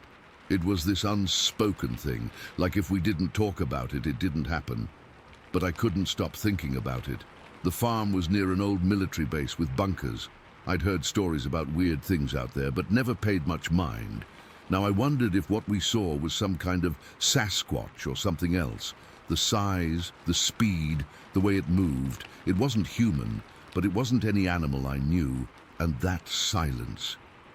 God, that silence haunts me. It was like whatever was in those woods was watching us, and it didn't want to be found. Years later, after I divorced and lost contact with that side of the family, I heard the farmhouse was sold. I've never gone back, and I doubt I ever will. Sometimes on quiet nights, I think about that figure in the field, and I get this cold feeling in my gut. I've read stories online about Bigfoot encounters, and parts of it match, but I'll never know for sure. What gets me is how everyone just clammed up afterward. No discussions, no theories, nothing. It's like we shared this secret fear, and it buried itself deep. To this day, I can't explain what we saw, and that not knowing, it's worse than the seeing. Story 16. It was a Friday in late September, I remember, because the leaves were starting to turn, and the air had that crisp feel that makes camping perfect. My girlfriend and I had been planning this trip for weeks. She's got 2 sons, both in their early teens, and they were excited to get out of the city. We drove out to my usual spot near Estacada, Oregon, a place I'd been to maybe a dozen times before. It's remote, no cell service, just trees and silence, which is what I love. We pulled off the main road onto this dirt track that winds up into the hills, and after about 20 minutes of bumpy driving, we found the clearing I always use. It's surrounded by tall pines, with a small creek nearby, and it feels like you're the only people for miles. We got there in the afternoon, around 4 o'clock. The sun was still up, but the light was starting to fade through the trees. First thing we did was set up the tents. I brought a big one for me and my girlfriend, and a smaller one for the boys. They were hyped, running around, picking up sticks, and pretending to be explorers. My girlfriend, she was laughing, helping me with the poles. Everything felt normal, you know, just a family outing. I remember the smell of pine needles and damp earth, and the sound of the creek gurgling in the background. It was peaceful. Once the tents were up, we started gathering firewood. I always make sure we have plenty, because nights get cold up there. The boys helped, dragging over fallen branches while I broke them into smaller pieces. My girlfriend arranged the rocks for the fire pit, something she's good at. By the time we had a decent pile, the sun was dipping below the trees, and the temperature dropped fast. I got the fire going using some dry twigs and a lighter. No fancy tricks, just practical stuff. The flames caught, and we all huddled around, feeling that warmth seep into our bones. We cooked hot dogs on sticks, the way you do when camping. The boys were joking around, my girlfriend was smiling, and I felt content. After we ate, it got fully dark, and the stars came out, so many of them with no city lights to wash them out. We just sat there, talking quietly, listening to the fire crackle. I remember feeling relaxed, but I've always been cautious in the woods. I started making random noises to scare off any animals that might be curious. Nothing big, just stuff like clapping my hands or doing this rooster call I picked up years ago. It's silly, but it works for keeping raccoons or deer away. The boys thought it was funny, imitating me, and we all laughed. Time passed, and it must have been around 11 o'clock when things started to feel off. Not in an obvious way, just little things. The forest got quieter than usual, like the crickets stopped chirping, and the usual rustling in the bushes died down. I didn't think much of it at first. Maybe an owl or something had spooked them. But then the air felt heavier, like a storm was coming, even though the sky was clear. I remember shifting on the log I was sitting on, my skin prickling a bit. My girlfriend noticed it too. She leaned over and whispered, "It's really quiet, isn't it?" I just nodded and tossed another log on the fire. Then it happened. Around 11:30, maybe a little after, this sound ripped through the silence. It wasn't like anything I've ever heard. Not a bear, not a coyote, nothing.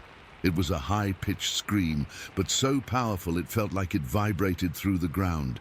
I swear the dirt under my feet shook, and the air hummed with it. It came from everywhere at once. No direction, just all around us. My whole body froze. Every hair on my arms and neck stood straight up, and my heart started hammering in my chest.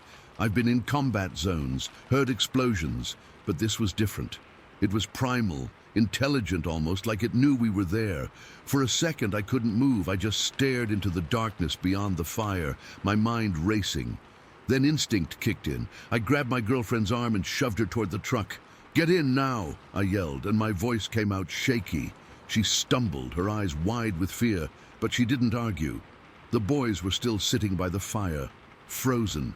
I honked the horn, a long, blaring sound that echoed in the quiet. That snapped them out of it, and they scrambled toward the truck too. I kept honking, hoping it would scare whatever it was away. We all piled into the truck, me in the driver's seat, my girlfriend next to me, and the boys in the back. The doors slammed shut, and for a moment it was quiet again. Then the scream came back, even louder this time. It was circling us. I could hear it moving, like it was walking around our camp in a wide arc, from the 2 o'clock direction, then shifting to 3, then 4, always clockwise. The sound was relentless, that same high-pitched wail that made my teeth ache. It didn't stop, not even for a breath. My hands were sweating on the steering wheel, and I could feel the boys trembling in the back seat. My girlfriend was clutching my arm, her nails digging into my skin. I knew we had to get out of there, but we couldn't just drive off. All our gear was still out. Tents, sleeping bags, coolers, everything. So I made the call to pack up fast. "We're leaving," I said, trying to keep my voice steady, "but we need to grab our stuff. Stay close to me." I left the engine running and the headlights on, lighting up the camp area. We jumped out and the scream was still going, circling from the 5 o'clock direction now. It felt like it was taunting us, getting closer with each pass. Packing up was a nightmare. My mind was racing, but my training kicked in. I started yanking tent stakes out of the ground, my hands fumbling. The boys helped with the smaller stuff, throwing things into the back of the truck. My girlfriend was folding blankets, her movements jerky. All the while, that scream kept echoing, vibrating through the trees. I could feel it in my bones, a deep, unsettling hum. At one point, I looked toward where it was coming from, around the 5 o'clock mark, and I swear I saw something move in the shadows. Not clearly, just a massive shape, darker than the surrounding trees. It was tall, way taller than a man, and it moved fast, like it was pacing us. I didn't say anything because I didn't want to panic the kids more, but my blood ran cold. The whole pack-up took about 30 minutes, but it felt like hours. Every second I expected something to charge out of the woods. The scream never let up, just kept circling, clockwise, always clockwise.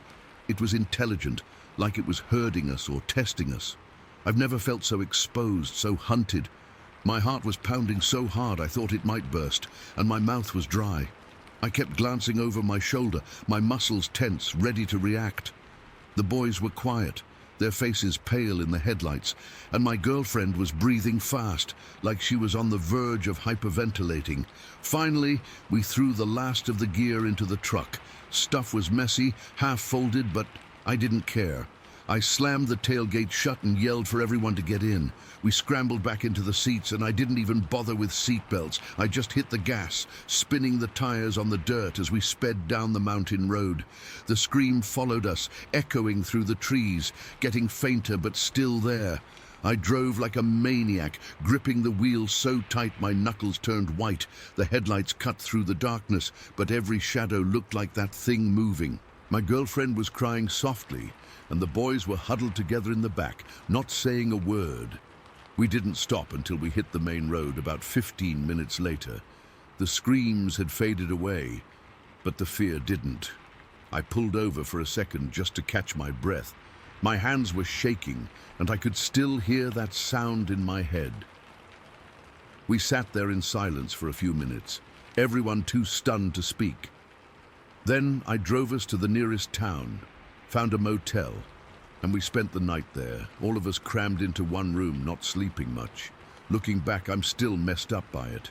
I've never gone back to that spot, and I don't think I ever will. As a kid, I'd heard stories about Sasquatch, but I always brushed them off as folklore. Now, I'm convinced. That scream, the way it circled us, the intelligence behind it, it wasn't an animal I've ever encountered. It felt like it was playing with us, and that's what haunts me the most.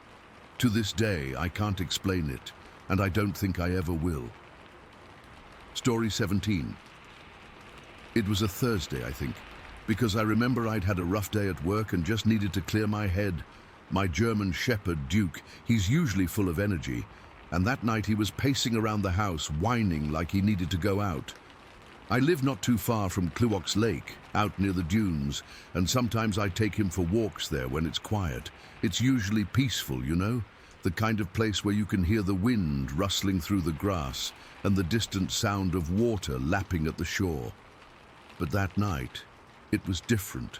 The air felt heavy like before a storm, even though the sky was clear and full of stars.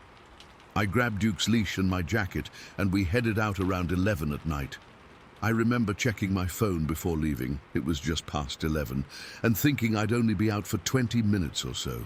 Duke was pulling on the leash, excited like always, his tail wagging and that happy panting he does. We started walking along the path that skirts the lake, with the dunes rising up on one side. The sand was cool under my boots, and the moon was out, casting these long, weird shadows that made everything look kind of twisted and unfamiliar. We were about halfway around the lake when I first saw it. At first, I thought it was just a man standing on one of the higher ridges of the dunes, maybe a hiker or someone out late like me. But something felt off right away. The figure was too tall, and it was just standing there, completely still, like it was watching us. I slowed down, and Duke did too. His ears perked up, and he let out a low growl. That's when I knew it wasn't nothing. Duke's a big dog, over 100 pounds, and he's never been scared of anything. Not other dogs, not strangers, nothing. But here he was, growling like he was ready to bolt. I stopped walking and squinted, trying to get a better look. The moon was bright enough that I could see the silhouette against the sky. It was huge, like way taller than any person I've ever seen. I'd guess it was around 9 feet tall, but it was hard to tell from that distance. Its shoulders were broad, and its head seemed kind of small in comparison, but what really got me was how still it was. Not like someone taking a break, but frozen like a statue. I felt this cold knot form in my stomach, and I remember thinking, okay, maybe it's just a trick of the light. But Duke's reaction told me otherwise. I tugged on his leash and started walking faster, keeping my eyes on the figure. It didn't move, just stayed there, and I could feel its gaze on us, even from a couple 100 feet away. The air got colder, or maybe it was just me, but I started shivering even though I had my jacket on. Duke was pulling back now, whining, and I had to really hold onto the leash to keep him from dragging me away. Then out of nowhere, Duke let out this sharp yelp, not a bark, but a scared, high-pitched sound I'd never heard from him before. He jerked so hard on the leash that it slipped out of my hand, and he took off running back toward the car.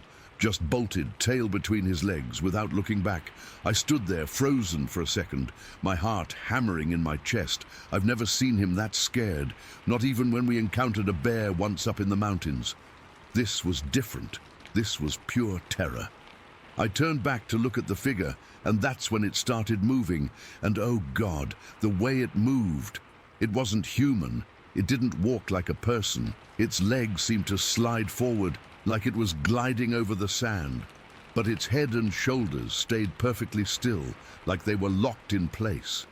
It was coming down the dune toward me, and I could hear this soft, shuffling sound, like sand being pushed aside, but no footsteps. My breath caught in my throat, and I felt this icy fear spread through my body. I wanted to run, but my legs felt like lead. It was getting closer, maybe 100 feet away now, and I could see more details. Its arms were long, hanging down past its knees, and its body was covered in what looked like dark, matted hair or fur. But the face, I couldn't make out a face, just this dark shape where one should be. The moon lit it up enough that I could see it wasn't wearing clothes or anything. It was just this thing, moving toward me with that unnatural gait. I took a step back, my boots sinking into the sand, and I almost fell because my legs were shaking so bad. I thought about calling for Duke, but my voice was stuck. The figure kept coming, and now it was maybe 50 feet away. That's when it crouched down, and I swear, my blood ran cold. It moved so smoothly, like its joints weren't right. Its hips seemed to bend in a way that shouldn't be possible, like it had an extra joint or something. Then it cupped its hands around its ears, like it was listening, but there was no sound except the wind and my own ragged breathing. I don't know how long we stayed like that, me standing there, paralyzed, and it crouched, listening. It felt like hours, but it was probably only a few seconds. Then, without any warning, it launched itself forward into a sprint. And I mean, it didn't run like anything I've ever seen. It covered what had to be 95 feet in 3 strides. 3 strides! I'm not exaggerating. I've replayed it in my head 1,000 times. Its legs stretched out, and it moved so fast it was almost a blur. That bizarre hip joint making it look like it was loping, but with insane speed. The sound it made was this low, guttural whoosh, like air being forced out of something. I stumbled backward, tripping over my own feet, and landed hard on the sand. The figure was now only 20 or 30 feet away, and I could see how massive it was up close. It had to be 9 feet tall, easy, and its arms were thick and muscular. But the worst part was the smell. This overpowering, musky stench like wet dog and rotting meat that hit me so hard I gagged. That's when the screams started, not from me. I was too scared to make a sound, but from it, or from somewhere nearby. They were these powerful, piercing screams that didn't sound human or like any animal I know. They were deep and shrill at the same time, and they seemed to vibrate right through me, like they were inside my head. I felt paralyzed, like my body wasn't mine anymore. I couldn't move, couldn't even blink. All I could do was stare as it stood over me, its dark form blocking out the moon. I don't know how I did it, but some instinct kicked in, and I scrambled to my feet, turning to run. I didn't look back. I just ran, my lungs burning, my legs aching with every step. I could hear it behind me, those screams echoing, and I thought for sure it was going to catch me. The sand made it hard to run fast, and I kept slipping, but I pushed myself, fueled by pure adrenaline. I made it to the car park, fumbling for my keys in my pocket. My hands were shaking so bad, I dropped them twice before I could unlock the door. I jumped in, slammed it shut and locked it, my heart pounding so hard I thought it would burst. I didn't look out the window. I just started the engine and peeled out of there, driving like a maniac until I was back on the main road. When I got home, Duke was waiting by the door, trembling and whining. He wouldn't stop shaking for hours, and he's been skittish ever since. I didn't sleep that night. I just sat on the couch, staring at the wall, trying to process what happened. The next morning, at dawn, I forced myself to go back. I had to know if it was real, or if I'd lost my mind. I drove to the lake, my hands still shaky on the wheel, and walked to the spot where it all went down. The sand was disturbed like something big had been there, and then I saw them, the tracks.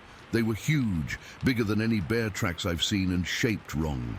They were front-footed, like something that walks on all fours but stands up, and the impressions were deep, like whatever made them was heavy. I took a few pictures with my phone, but I didn't stick around.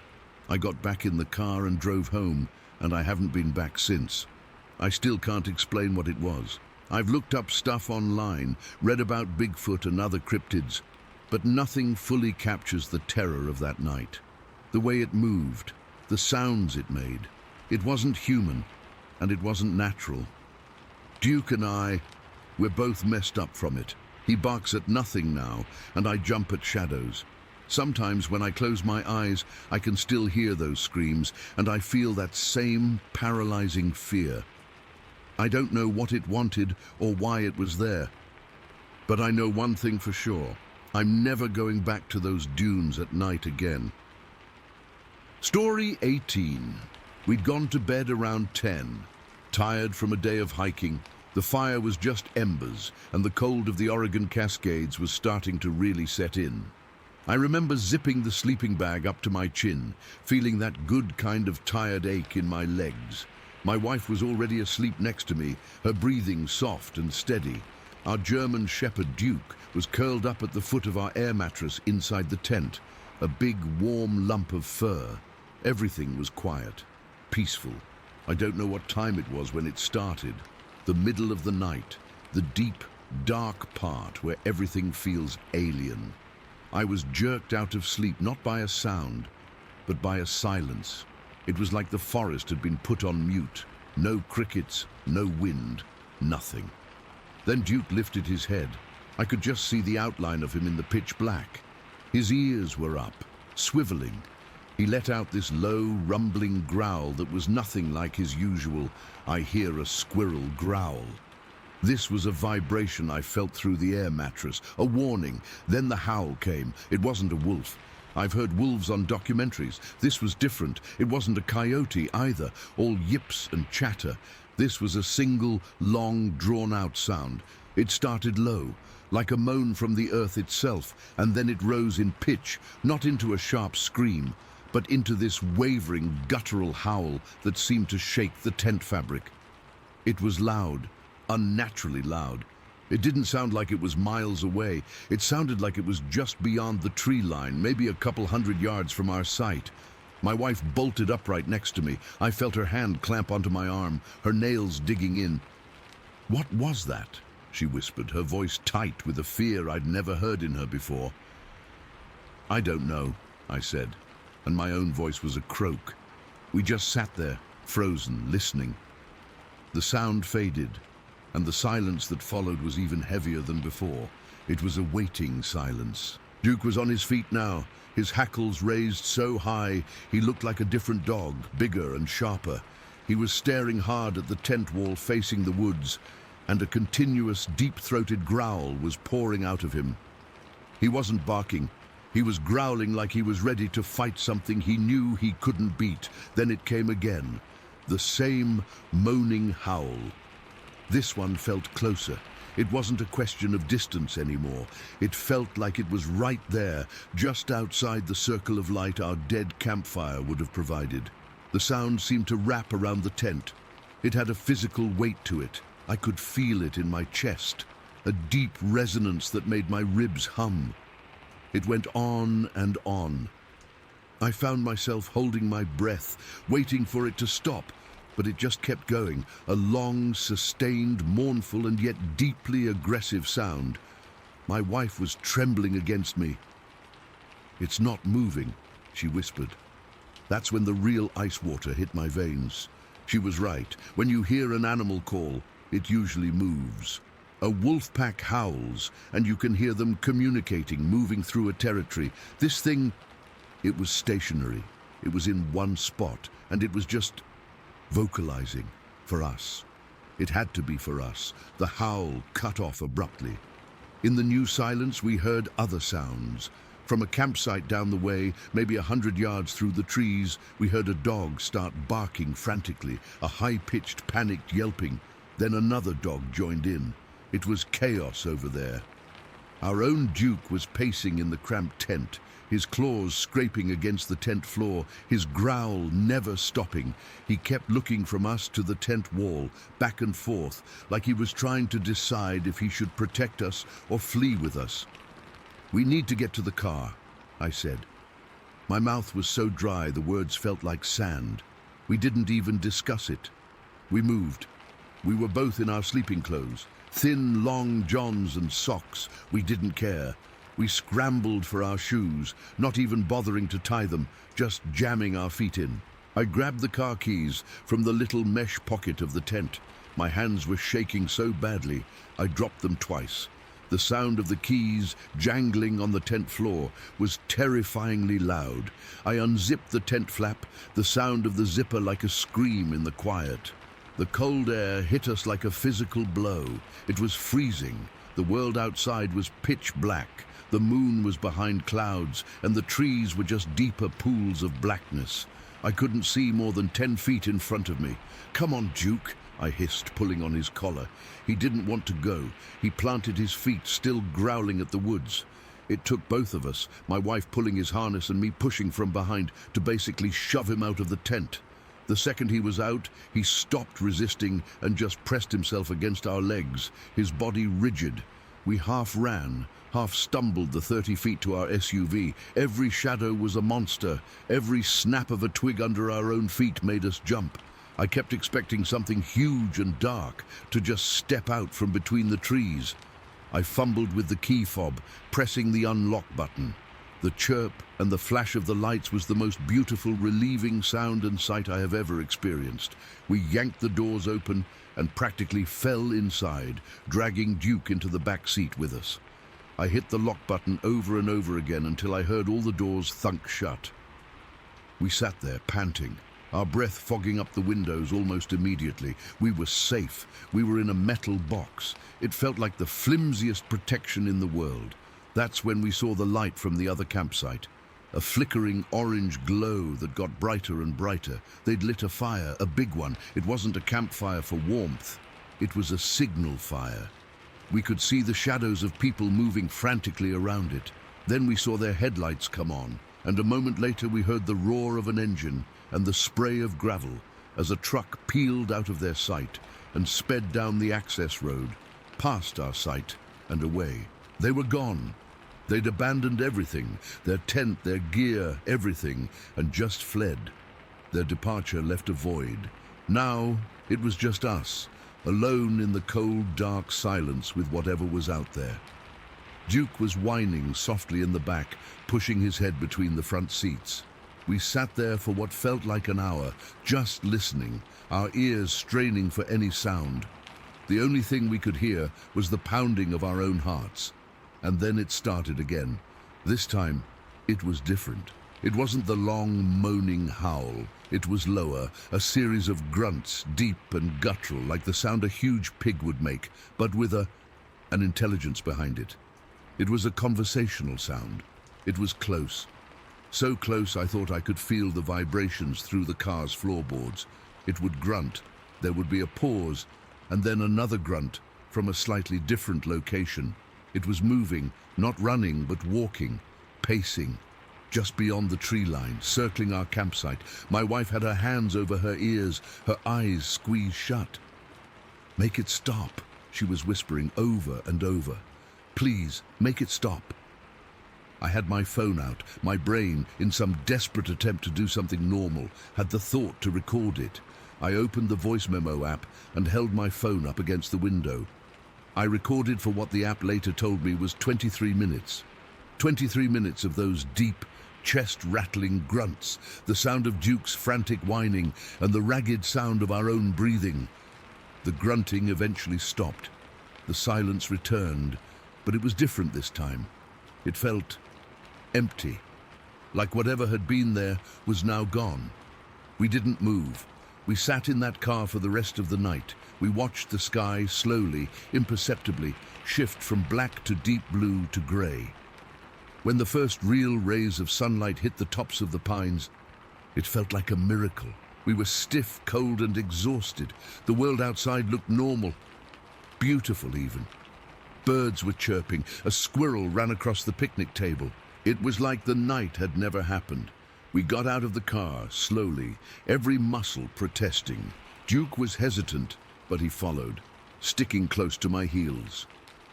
The first thing we did was go over to the edge of our sight, right where the trees began, right where the sounds had come from. The ground was a mess of pine needles and fallen leaves. We looked for tracks. We looked for anything, a broken branch, a tuft of hair, anything. There was nothing. The ground was undisturbed. It was as if a 2-ton animal had never been there, pacing and grunting just feet from where we stood. We packed up our camp in a frantic, hurried silence. We didn't speak. We just shoved everything into the car, not even folding the tent properly, just cramming it in. We were out of there before 9 in the morning. It took me weeks to listen to that recording. I'd pull it up on my phone and just stare at it, this little digital artifact of our terror. Finally, one night with my wife asleep upstairs, I put on my headphones and pressed play. It was all there. The grunts were even more terrifying, without the context of being there. They were deeper, more resonant than I remembered. They sounded old, primal. I started searching online. I found forums, stories from other people. I listened to dozens of supposed Bigfoot recordings. Most were clearly fakes. But then I found one, a recording from some guys in Ohio years ago. They'd caught what they called a Bigfoot moan on tape. I played it. It was identical, not similar, identical. The same low moan, the same rise and fall, the same guttural, wavering quality.